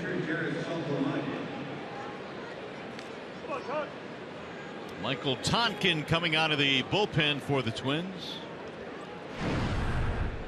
And Tonkin has been used quite often this year for the Minnesota Twins, making his 62nd appearance here tonight. 74 strikeouts for the big, long, lanky right-hander. And he's only walked 22. Still only one out of the inning. Here is Saltalamacchia. He'll drive one on a line to right field, straight at Kepler. 2 gone. And now the 8th man to bat in the inning, Andrew Romine. The Tigers in that series against the Indians batted just .202 as a team in that 3-game set. They've responded tonight just as they did on Sunday with a big offensive night. That's why I mean, you look at lineups sometimes and you wonder, well, this might be a long night for the Tigers. 2 of their better players are out. Right. Other guys step in. Romine has had a big hit tonight, and now McCann stepping in for Victor Martinez hits a 3-run homer. Right. Jacoby Jones getting a start at third base. He chips in with a solid single. He greeted Tompkin on the first pitch fastball with a frozen rope to left. Slice to left field.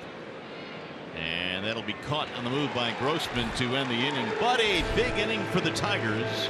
They put up a 4 spot. 3 on the mighty swing of the bat by James McCann. 6-0 Tigers. Mickey's loving it, man. He's pointing. How far did it go?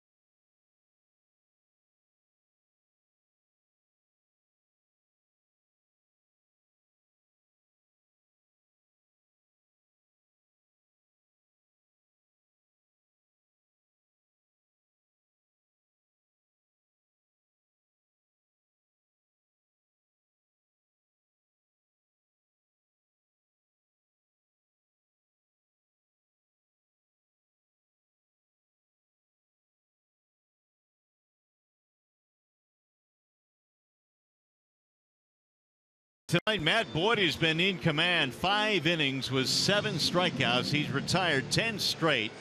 McCann and Maben providing a couple of big hits in this game tonight. And the Tigers, as he totaled it up, lead 6-0.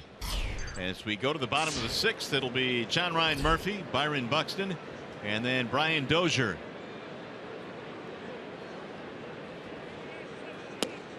First one is in there. A strike called on John Ryan Murphy. Boyd has done an outstanding job tonight at throwing that first pitch fastball, and most of the time he's been able to throw it for a strike.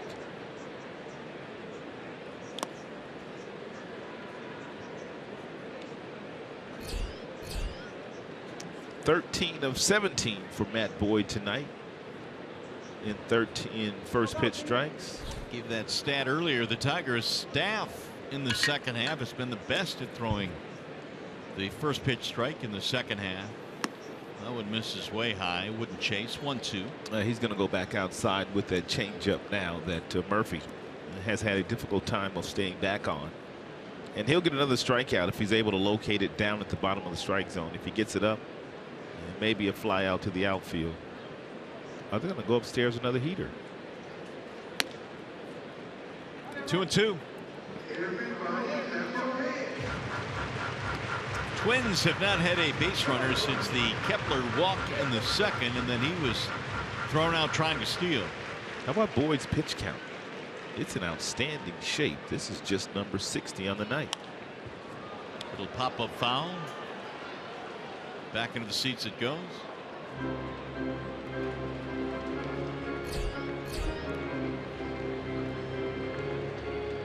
Well, Boyd needed 74 to get through 3 2/3 in his last start. He's already had 3 innings tonight where he has not thrown 10 pitches.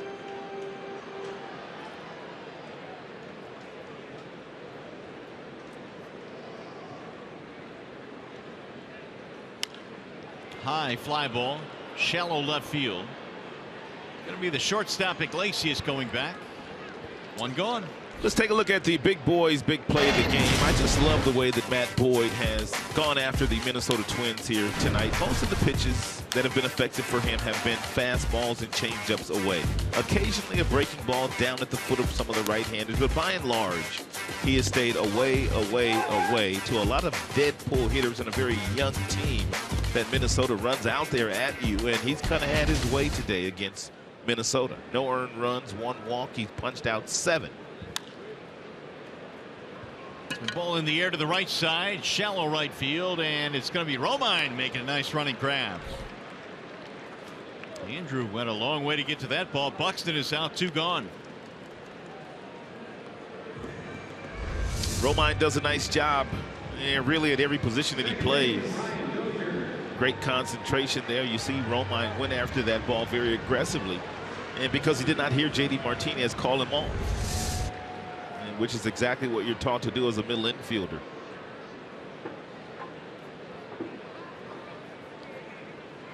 Here's Brian Dozier. Dozier looks at a strike, and we check in now with John Keating. Dozier, of course, one of the hottest hitters on the planet. I asked Jared Saltalamacchia earlier today, so without giving away the farm, what do you throw against him? What's your game plan?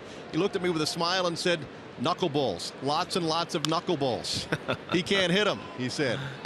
I said, does your pitcher have a knuckleball? No, we don't. He said he better. I don't think Matt Boyd throws a knuckleball, but if he had one, it would be the pitch he would throw to Brian Dozier. Salty didn't want to give you the information. He did not. Yeah, absolutely did not. Well, a strikeout of Dozier in the third. He also has a single and a steal, and that remains their only hit. That one missing low and away. And for the most part, they've stayed away from Dozier here tonight. He can't hurt you if you continue to go away with fastballs and good hard changeups down. 9 straight batters in which Boyd has gone first pitch strike. Here's the 1-2. That sails outside. 2 balls and 2 strikes on Dozier.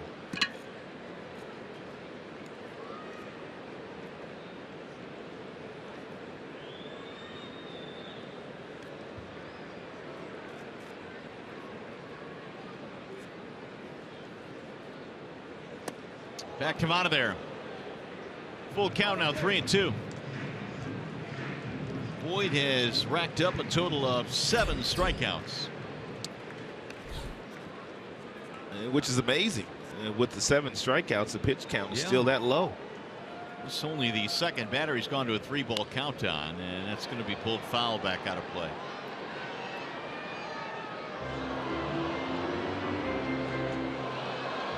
Should Dozier reach, Polanco waiting on deck.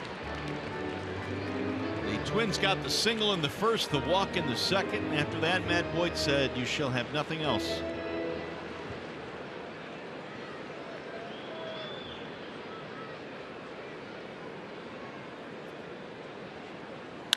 Ground ball up the middle. There's Iglesias to his left. And it's yet another 1-2-3 inning for Matt Boyd. He is sizzling tonight. 6 outstanding innings from Target Field where the Tigers lead 6-0.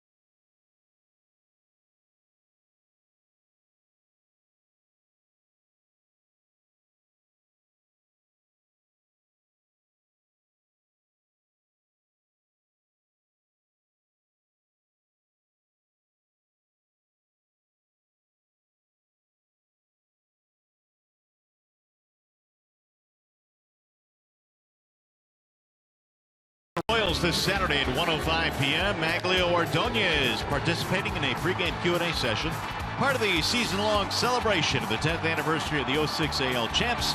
Call 866-66-TIGER. Visit tigers.com for tickets. Don't forget that game was a 7:10 start. It's a 1:05 start now on Saturday. Matt Boyd's been the story here today. He has been outstanding for the Tigers. He's retired 13 consecutive hitters. And so far, this has been the best that we have seen Matt Boyd in a Tigers uniform. And we've said that quite often the last couple of weeks regarding some of the Tigers' younger starters, Daniel Norris, and also now Matt Boyd. These guys are getting stronger as the season goes on. Cameron Maybin getting it started here in the 7th. Maybin, Iglesias, and Cabrera. Cam had a triple and knocked one in his second at bat of the night.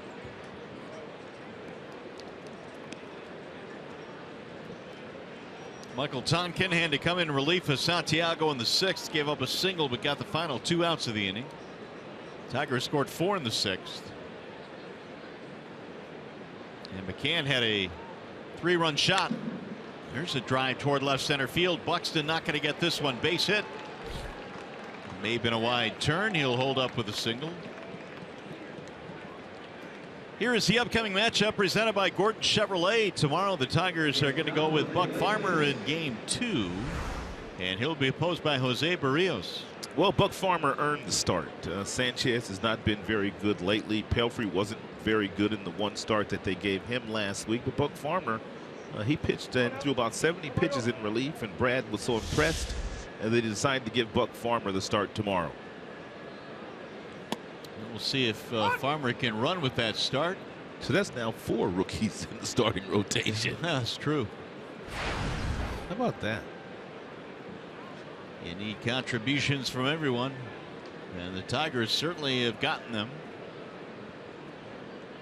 Iglesias singled and stole a base and scored in his last at bat. And Tonkin, when he's going good, he gets lots of ground balls, and that's exactly what he's looking for off the bat here of Iglesias. And even though Iglesias is tough to double up, Tonkin still trying to get the ground ball.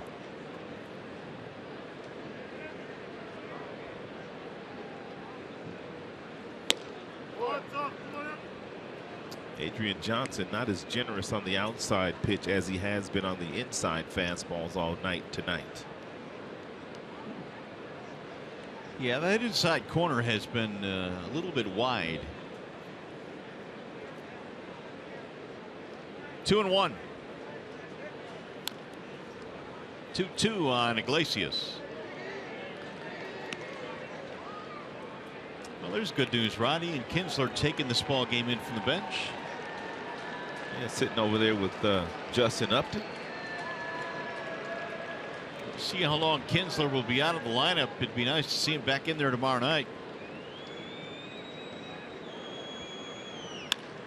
Lifted in the air toward left center field. Buxton on the run, diving and making a spectacular grab in left center. Buxton's speed just flat out outran that ball. Byron Buxton, from an offensive standpoint, his game is not there yet.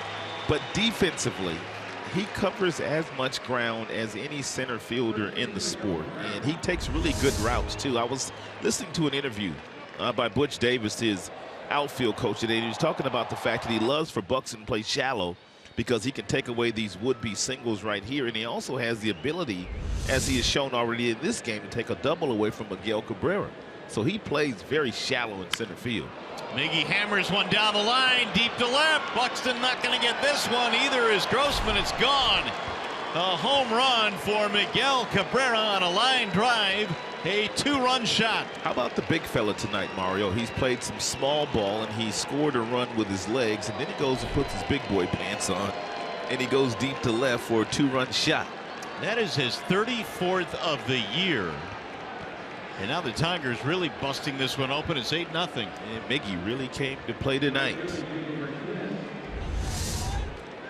Take a look at Miguel, how he pulls his hands inside nicely on this two-seam fastball that's 4 inches off the plate. That's a ball. It is 4 inches off the plate inside, but he pulls his hands right in front of his body, and he creates the kind of bat angle that would allow you to hit the ball out of the ballpark. He is just simply a freak. That's what he is. There's a bouncing ball foul on a breaking ball. 0-1 on JD Martinez. Tigers bringing out the big bats again tonight. They've hit a couple of home runs. Oh, look out.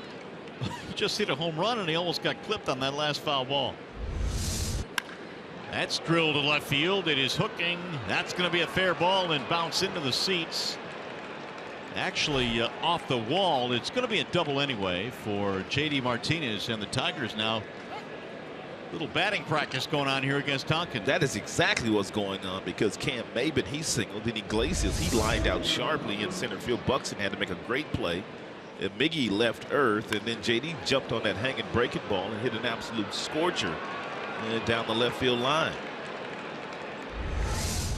This Twins pitching staff has really struggled all year. They've got one of the worst bullpens in baseball. They also have one of the worst starting rotations in baseball. So the Tigers are doing to them just what they're really supposed to be doing, continuing to tack on runs. Well, there you have it. There's proof. Bullpen this season in some of the ranks. Most or last. That'll get away from the catcher, and it's going to advance the runner right off the glove of Murphy. And move Martinez to third.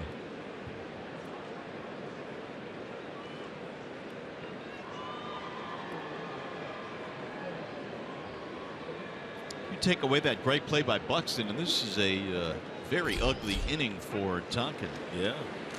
Pat Light warming up now for the Twins in their bullpen.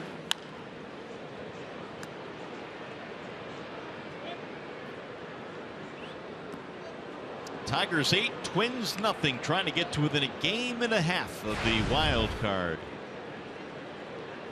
Tigers have won all 6 of their meetings in this ballpark this year. And dating back to last year, they've won all 8 of their last 8 games right here at Target Field. So they come in here and play like it's a home game on most nights. Yeah, the Twins have actually, when they've looked good against the Tigers this year, have done that in Detroit. Maben's had a nice night, couple of hits. Miggy and McCann have homered. And Upton swings right through it. So a strikeout for Tonkin. Second out of the inning.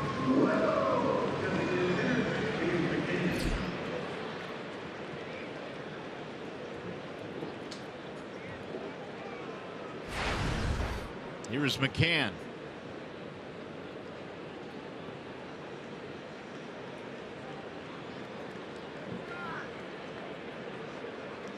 McCann hit a 3-run shot, highlighting the 6th inning in which the Tigers scored 4 times.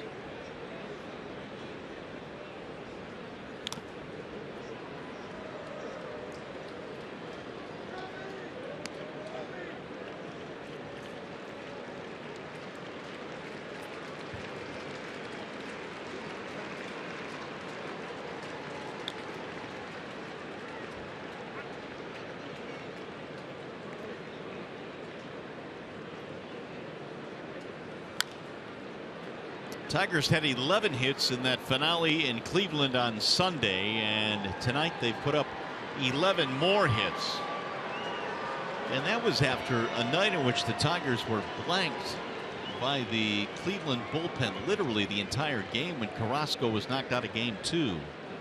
Tigers offense, well, it was just driving us nuts. And now they've come alive again. It couldn't have come at a better time.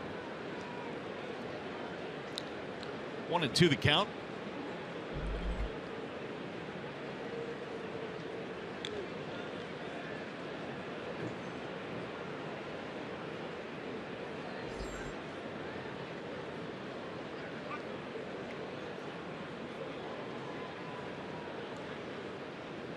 Swing and a miss. And McCann is out of there. The Tigers are done. However, they've added a couple more thanks to Miguel Cabrera. 2-run shot off the bat of Miggy. His 34th of the year. 8-0 Tigers. And coming up, the McLaren Health Plan 7th inning stretch.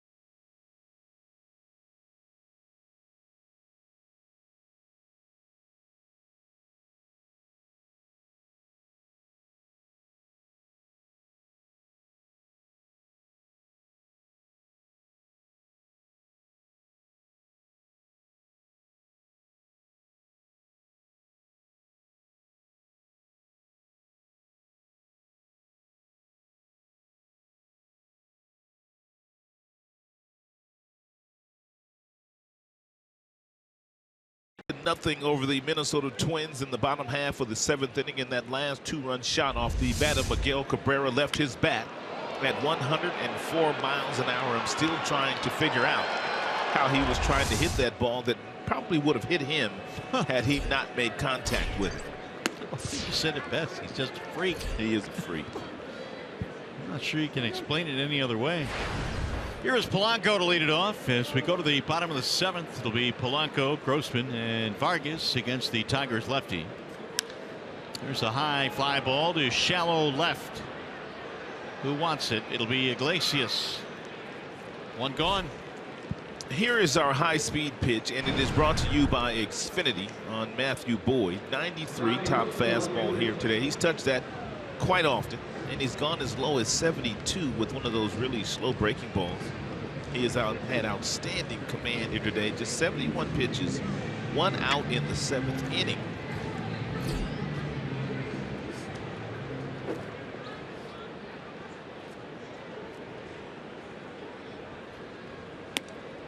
There's a strike called on Grossman. And it really doesn't matter, partner. He's getting that curveball over. He's getting that changeup over. He's getting that fastball over.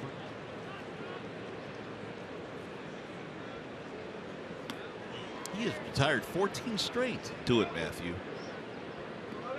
He's pitching today. Tigers have backed him up with 8 runs on 11 hits. Grossman has punched out twice against Boyd.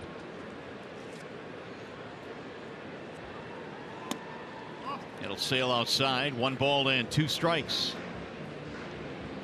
And you touched on this a little bit earlier, but the pitch count for Boyd has just remained in great shape the entire night.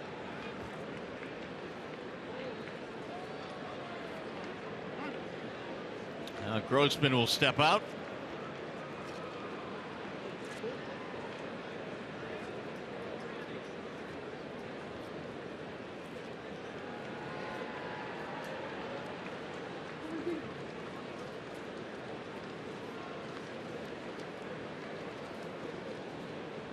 Seven strikeouts for Boyd in this game.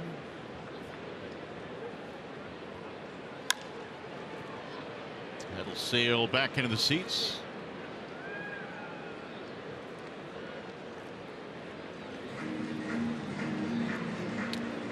Here's Boyd's last start against the Minnesota Twins about a week ago. In 3 2/3 innings, he gave up 8 hits, 7 earned runs. He threw just 74 pitches in that game, and he admitted after the game that he just was not himself. Just kind of felt out of whack, he said, was the way he described it. Well, he must be feeling in whack tonight. And then some. 76 total pitches thrown by Boyd, 53 of those for strikes. Here's the 2-2, and he missed high. 3 balls and 2 strikes. The next strikeout for Boyd will establish a career high for him. Waiting on deck is Kenny Vargas. Might as well be this guy.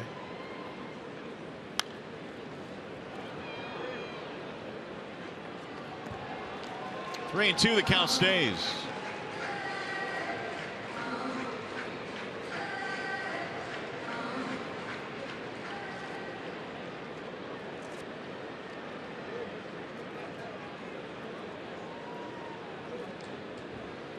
Now Boyd again ready with the 3-2. Drilled to left field. That ball is up, and that ball is going to get into the seats and gone. Robbie Grossman has just hit his 11th of the year, snapping a string of 14 straight, retired by Boyd. That is only their 2nd hit of the game and their first hit since the 1st inning. Grossman knew he was going to get a fastball. They are trailing by 8 runs. It's a 3-2 count. It's a fastball right inside. He put a pretty good swing on it. And one of the things that we have noticed regarding Target Field this year, it has become much more hitter friendly than it was when they first built this place. Wonder why. This is a really good offensive ballpark now.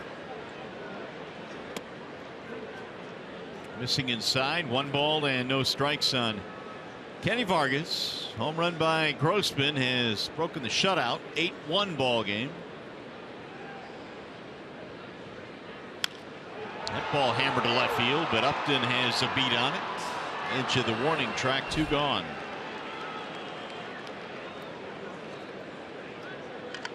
Hey, this Friday through Sunday, the Tigers host the Royals Fan Appreciation Weekend. Randomly chosen fans win prizes all weekend long. For tickets, call 866-66-TIGER or visit tigers.com. 2 outs now for Suzuki.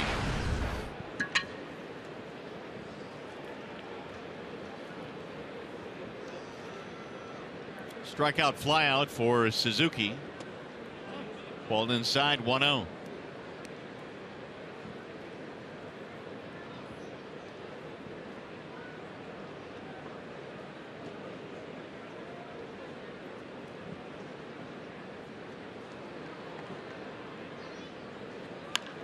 Pulled foul, third base side.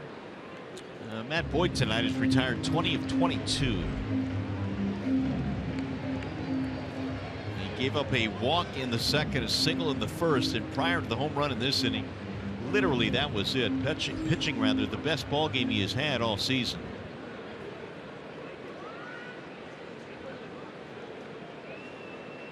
Here's the 1-1 pitch. Bouncing ball to short. Iglesias gobbles it up. And the inning is over. They get a run on the home run by Grossman. Tigers baseball tonight presented by Bell Tire.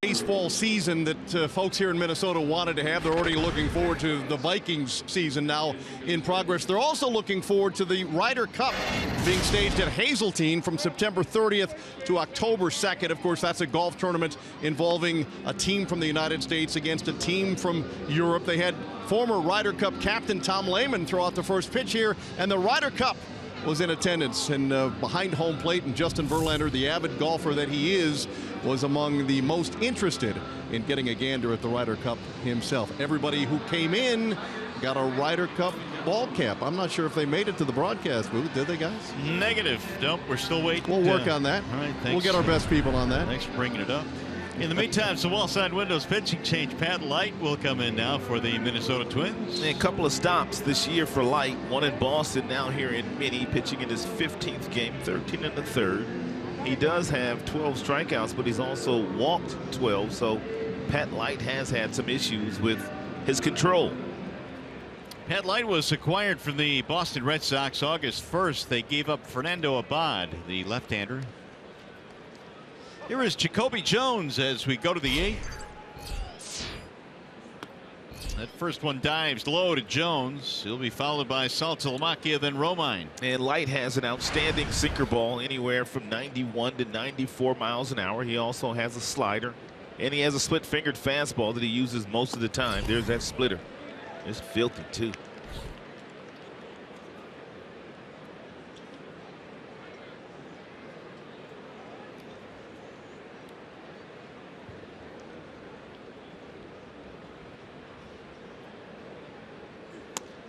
He'll back away from ball 2 inside.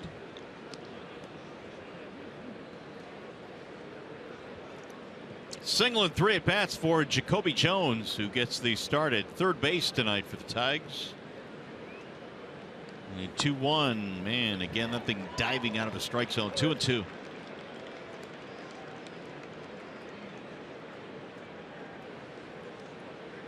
How about this sink piece right here, partner? This thing is wicked. And it's 94 miles an hour. Pretty good. Swing and a miss. He finished him off. 1 away here in the 8th. And previous pitch was a two-seam fastball at 94. Then he came back with a breaking ball. Took a little bit off of that, and Jacoby couldn't stay back long enough to make contact. That's one of the things that Jacoby's going to have to do once he goes out to the Arizona Fall League. I believe he's playing in the Arizona Fall League, right? He is. He's going to have better recognition of breaking balls, because at the big league level, that's exactly what they're going to throw to him until he really proves to them that he can hit it. There's no question he can hit a fastball. He's been doing that all his life, but he has struggled a little bit with breaking balls, but that's not uncommon for very young players. He'll go out there, play some center field as well in the Fall League. Then he goes right over there to the hitting coach, and they have a conversation about the at-bat. They talk about it, what'd you see? And Wally pats him on the back. You're going to be all right, kid. Jacoby had that lightning start to his big league career. 2 homers in each, or 2 hits, I should say, in each of his first 2 games. Well, he's already helped the Tigers win 2 games by himself, his first 2 games in the big leagues.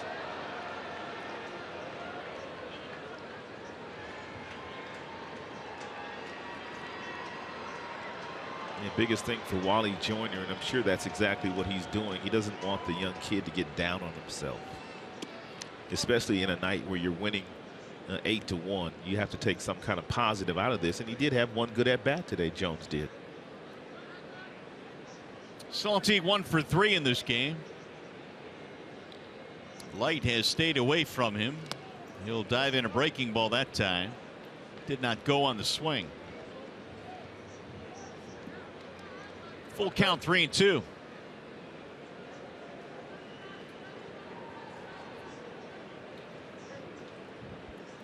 Victor Martinez taking this one in from a more comfortable position.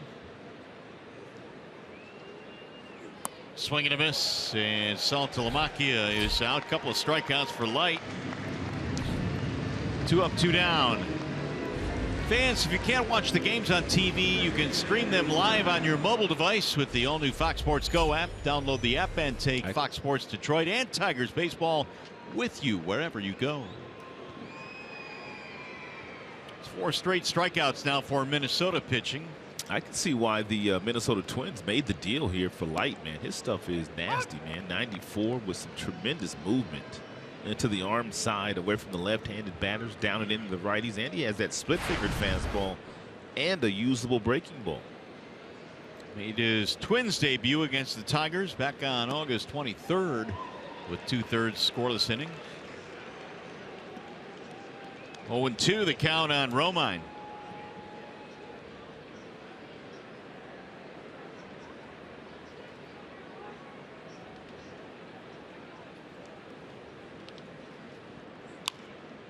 Sliced to left, but foul.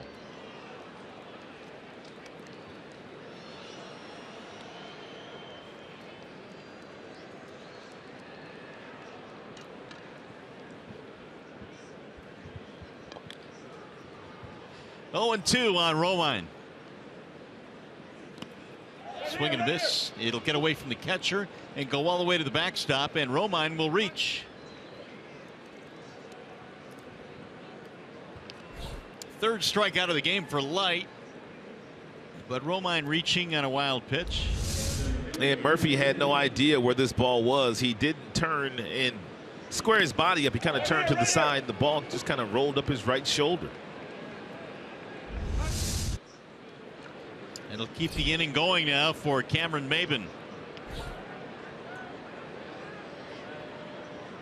Tigers on top, 8-1. Ball 1 to Maybin.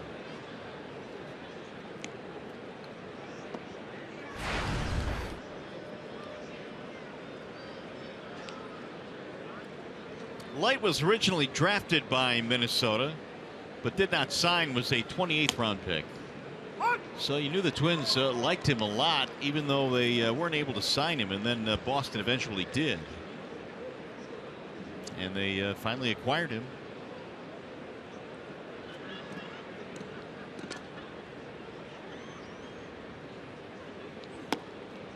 Maybin looks at a ball, 2-1 the count.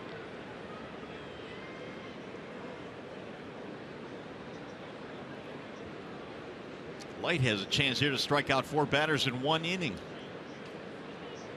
Maybin has other ideas. Here's the 2-1. Strike on the outer edge.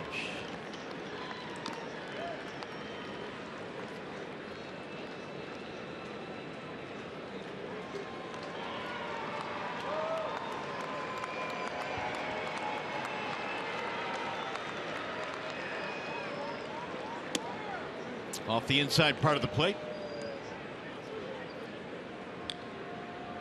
Light was born in a town named Colts Neck, New Jersey. He lives in Hoboken. I've heard of Hoboken. Colts Neck, not so much. And the runner goes on 3-2, and he walked him. 2 out base on balls now for Maybin. Tigers have 2 men on.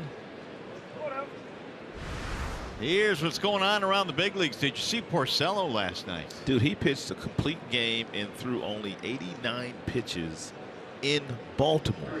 In Baltimore. Right. Well, Jacob deGrom's season is over. He's going to have surgery to repair nerve damage in his right elbow. Freddie Freeman has reached base safely in 39 straight games. Yeah, he has been the brightest spot in Atlanta this year, Freddie Freeman. We'll see Freeman and the Braves to close out the year. Porcello also got his 21st victory last night, and unless he stubs his toe, Mario, down the stretch, he might just win his first Cy Young. Well, I think he's probably the leader right now. With that outing last night, 89 pitches, complete game in that ballpark against that offense, and he looked in control the entire night. He is pitching at a high level in a pennant race with 2 weeks to go. Little chopper foul at home plate. He's pitching with a lot of edge as well these days. He said he learned some of that from Justin Verlander when he was pitching for the Tigers.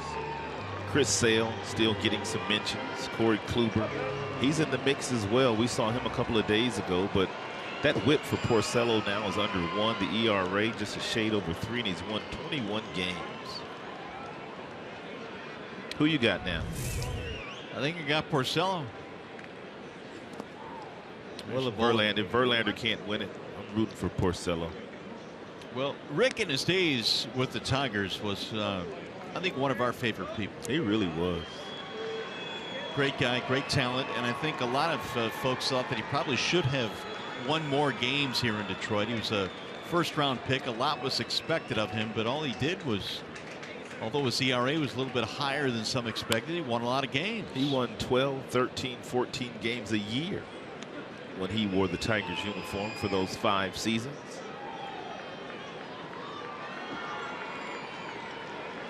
One and 2 on Iglesias.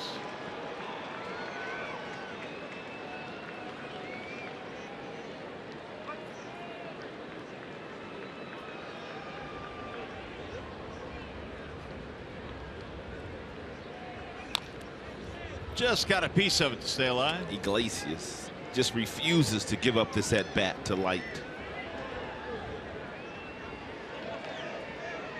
Jose tonight's single steal run scored. He is 1 for 4, although he should have 2 hits. Buxton robbed him with a diving play in left center in his last at bat.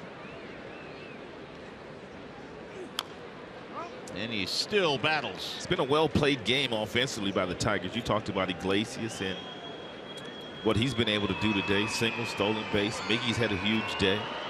Cameron Maybin, a couple of hits, 1 big triple to drive in 1. And then McCann with the big blow. 3-run shot.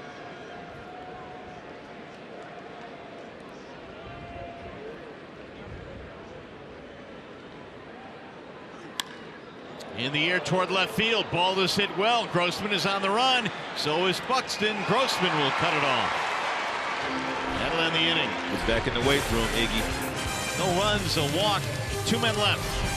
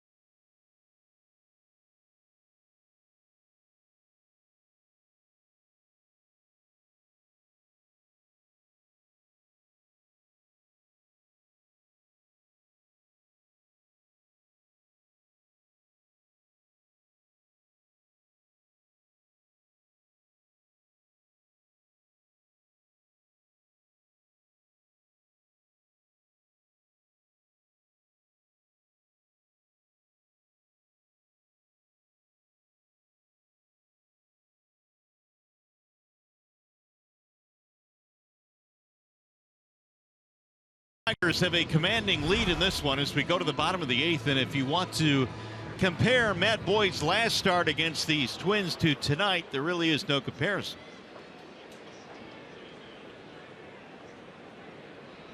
3 2/3 in his last start. He will pitch into the 8th in this ball game. Only 84 pitches thrown so far. And for Matt Boyd, he's already pitched 7 innings here tonight. Here's Max Kepler to lead it off for Minnesota, and he'll look at a strike 0-1. Kepler's had a real nice year. He has driven in more runs than any rookie in the majors. He also had 16 homers. He's done well since coming up from the minor leagues. He'll drive that one in the air toward left. Over is Upton to make the play. And here's our Comerica Bank game summary. Pretty much all Matt Boyd at the beginning of this contest. He's kind of had his way with this very young, aggressive offense that Minnesota runs at you on a nightly basis. And then once he's put up a few goose eggs, the Tigers offense took over. It was McCann. That was the final pitch that Hector Santiago threw here tonight. And then the next inning, Miguel Cabrera, who's had a really nice day, pulls his hands in nicely on a two-seam fastball thrown from Tonkin and hits his 34th homer of the year. The only blemish, that home run by Grossman. Otherwise, a walk, a single, and not much going on tonight for the Twins offense. Strike called, and the count now 1-1 on Eduardo Escobar. A couple of fly balls, one to right, one to left. And he'll back him out of there. Action in the Tigers bullpen. Shane Green now starting to warm up.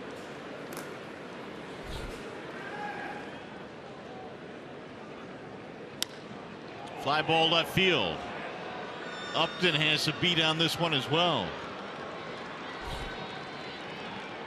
2 up, 2 down.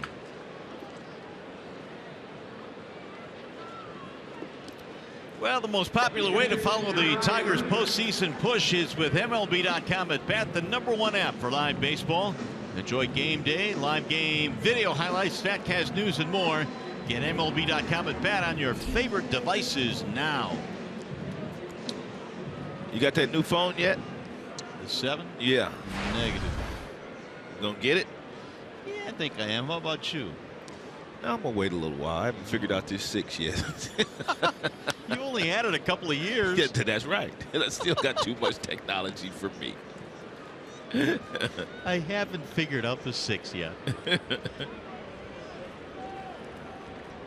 Well, by the time the iPhone 20 comes out, you should be ready to upgrade. Ready to go in on that one. John Ryan Murphy bats with 2 outs. Here's a ball low and in. 1 ball and 1 strike.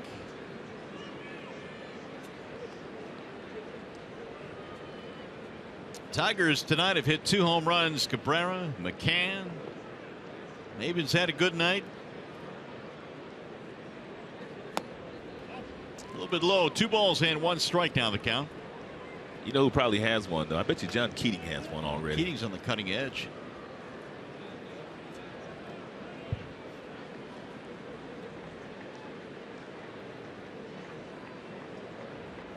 Here's the 2-1 pitch.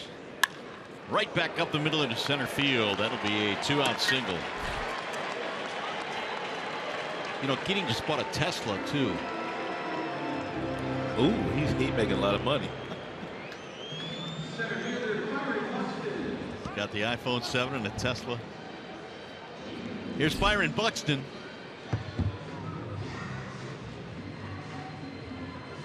Fly ball and a pop-up for Buxton, and a great diving catch to Rob Iglesias of extra bases.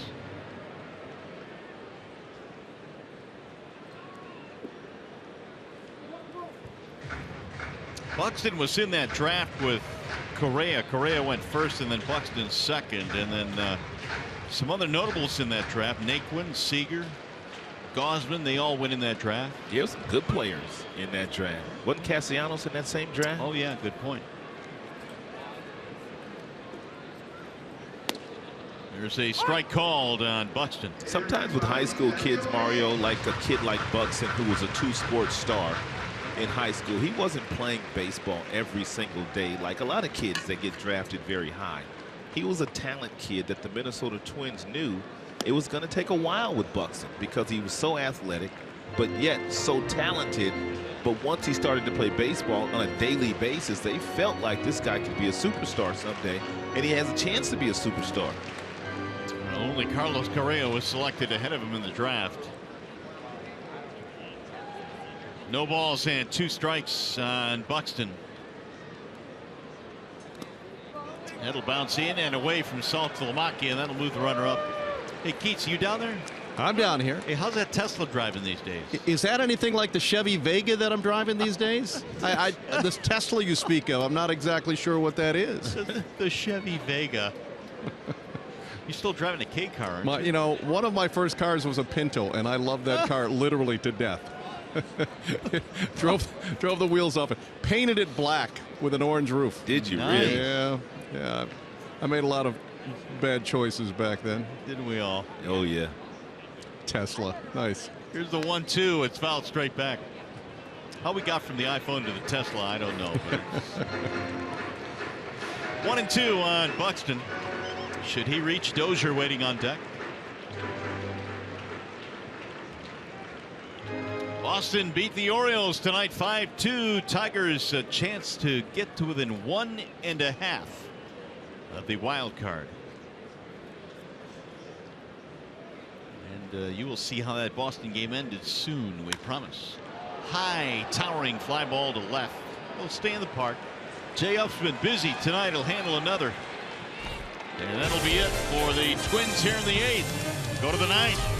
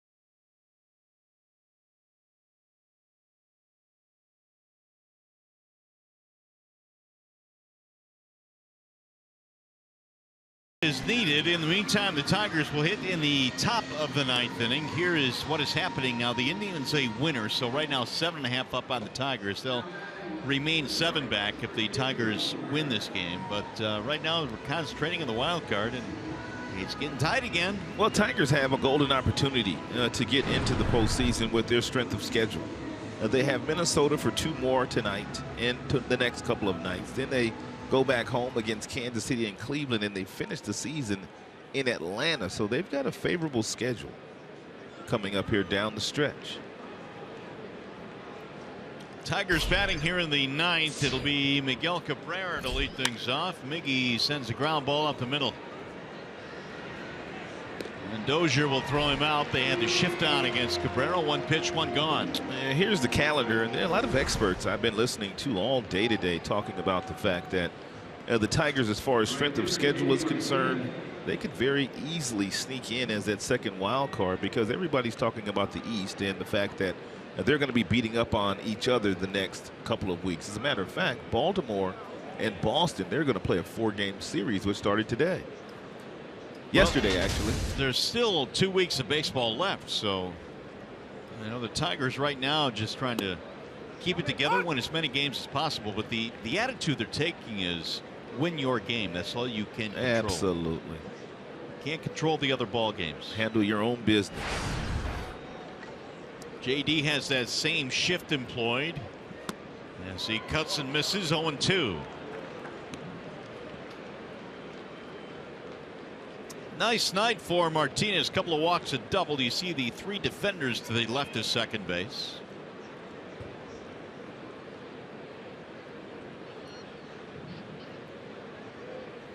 Now, is it just me, Mario, or have they been shifting like this all night long? I haven't noticed any shifts whatsoever. No, they just started doing that here in this inning.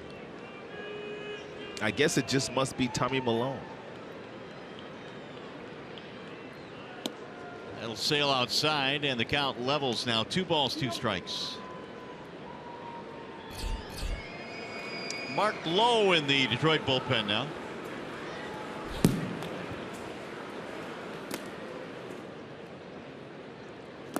Swing and a miss. JD is gone. 2 up, 2 down in the Tigers' 9th.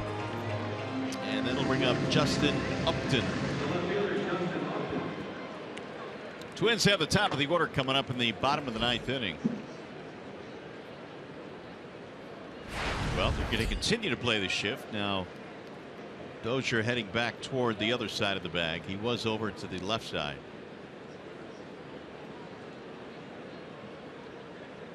Upton, couple of RBIs. He has struck out twice tonight.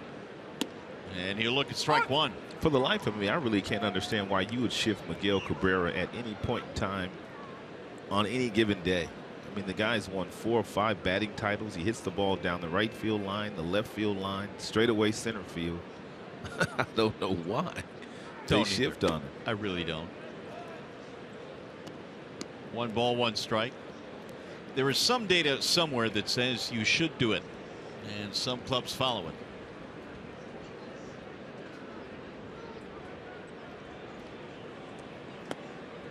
Two balls, 1 strike on Upton, who has 2 more RBIs tonight and now suddenly 78 for the year.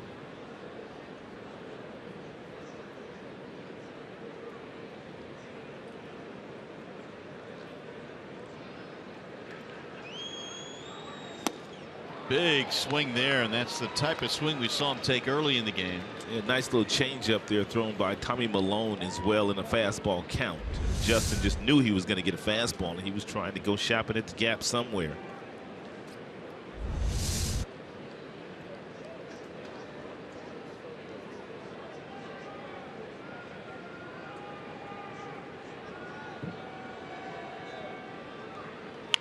Bouncing ball left side.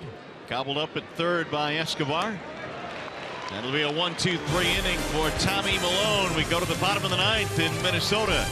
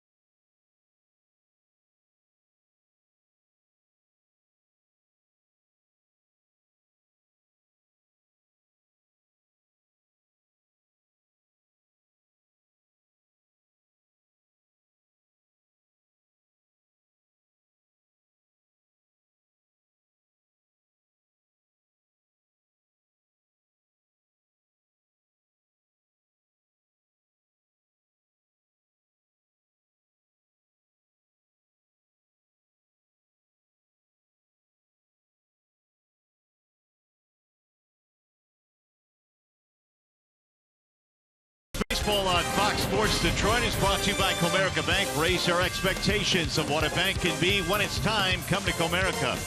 Your Metro Detroit Chevy dealers. Visit ChevyDetroit.com. See why Chevy drives the Motor City. And by Wallside Windows. We can do that. We are the factory. It was a gorgeous night here in Minneapolis tonight. And the Tigers 3 outs away from salting away a victory here in Minneapolis. And the Tigers go to the bullpen now to get those final 3 outs. Mark Lowe will come in. 8 brilliant innings of work here tonight by Matt Boyd. Now it's up to Mark Lowe to finish it off. Has not given up an earned run in his last 6 outings.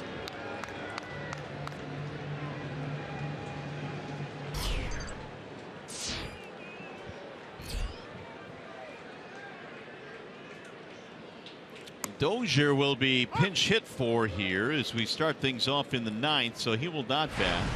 And it's going to be James Beresford, who is 3 for 11 since coming up to the big leagues. He'll pull that one to second base. Routine there for Romine.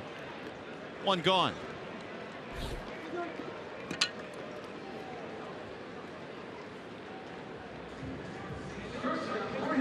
Here's Polanco.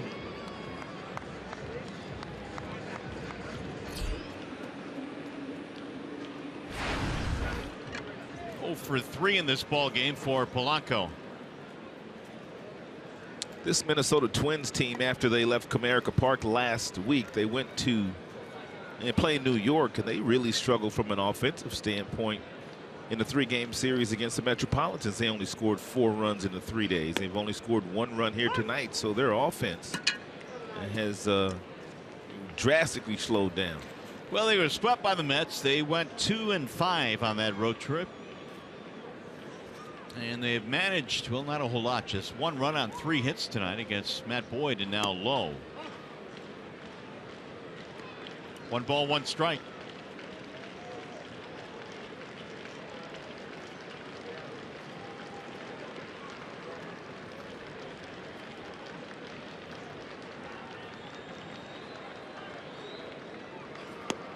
In there is strike called. 1-2. 95-mile-per-hour fastball there thrown by Boyd with a little sink action on it. It's good to see him pick it up down the stretch because it had been a very difficult year and for Mark Lowe. Fouled away. And he really has been a whole lot better the last month of this season. Fortunately for the Tigers, Shane Green was able to pick up the slack in the 8th inning. Lowe was the Tigers' 8th inning guy in April. Yeah, Brad had it drawn up at the beginning of spring training. Justin Wilson in the 7th. It was Lowe in the 8th, and it was K-Rod in the 9th.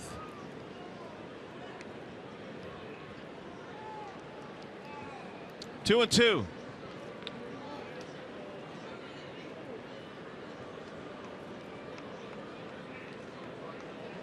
Night off tonight for K-Rod. Swing and a miss. 2 gone. If you joined us a little late tonight, this is what Matthew Boyd was able to accomplish here tonight against Minnesota. He gave up 1 run tonight on 3 measly hits. They left 2 runners aboard. They didn't really have many base runners in scoring position. He did it with a mixture of fastballs, 2-seam, 4-seam away. He buried some breaking balls down. He elevated some fastballs when he needed to do so. They really did not barrel him up at all here tonight. 2 outs now, and Grossman is their last chance. Tigers tonight were 70% at first pitch strikes.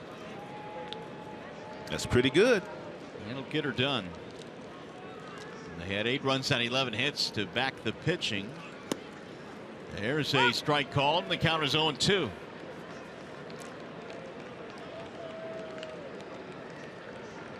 Grossman homered in his last at bat, the only run that Boyd gave up this entire game.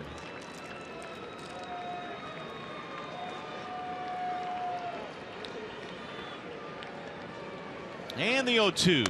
Missed it high and away. 1 ball and 2 strikes.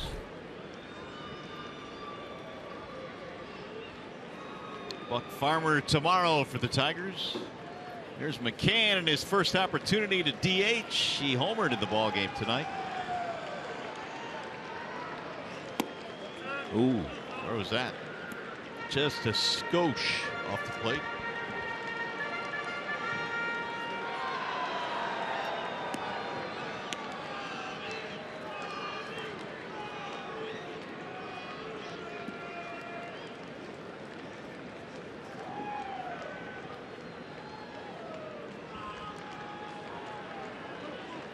Now Low ready with the 2-2.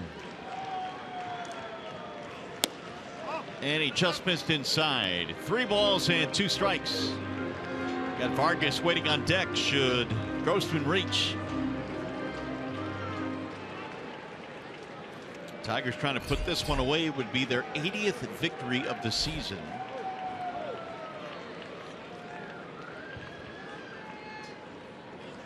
And he walked him. It'll be a 2-out base on balls for Grossman.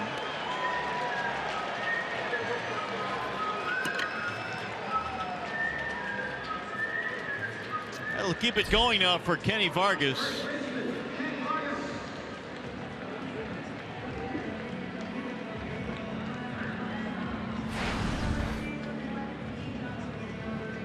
Hitless tonight. He has a ground ball, fly ball, and a strikeout.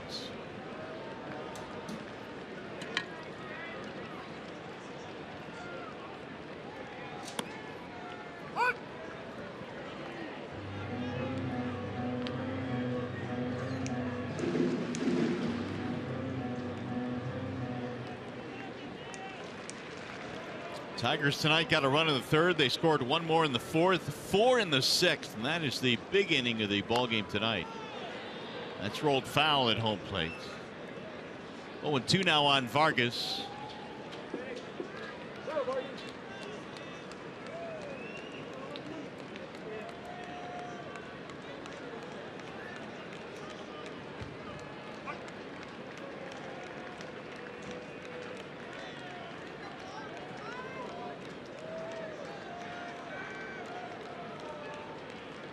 Here's the 0-2. Outside, 1 ball and 2 strikes. Matt Boyd was spectacular tonight. He is watching Low trying to get the final 3 outs. And probably overall the best start of the career in the major leagues for Matt Boyd here tonight. 7 strikeouts, 1 walk. That'll miss inside. He allowed just the 1 run. It was the home run to Robbie Grossman. And he gave up just 3 hits. That's it. 7 strikeouts ties a career high.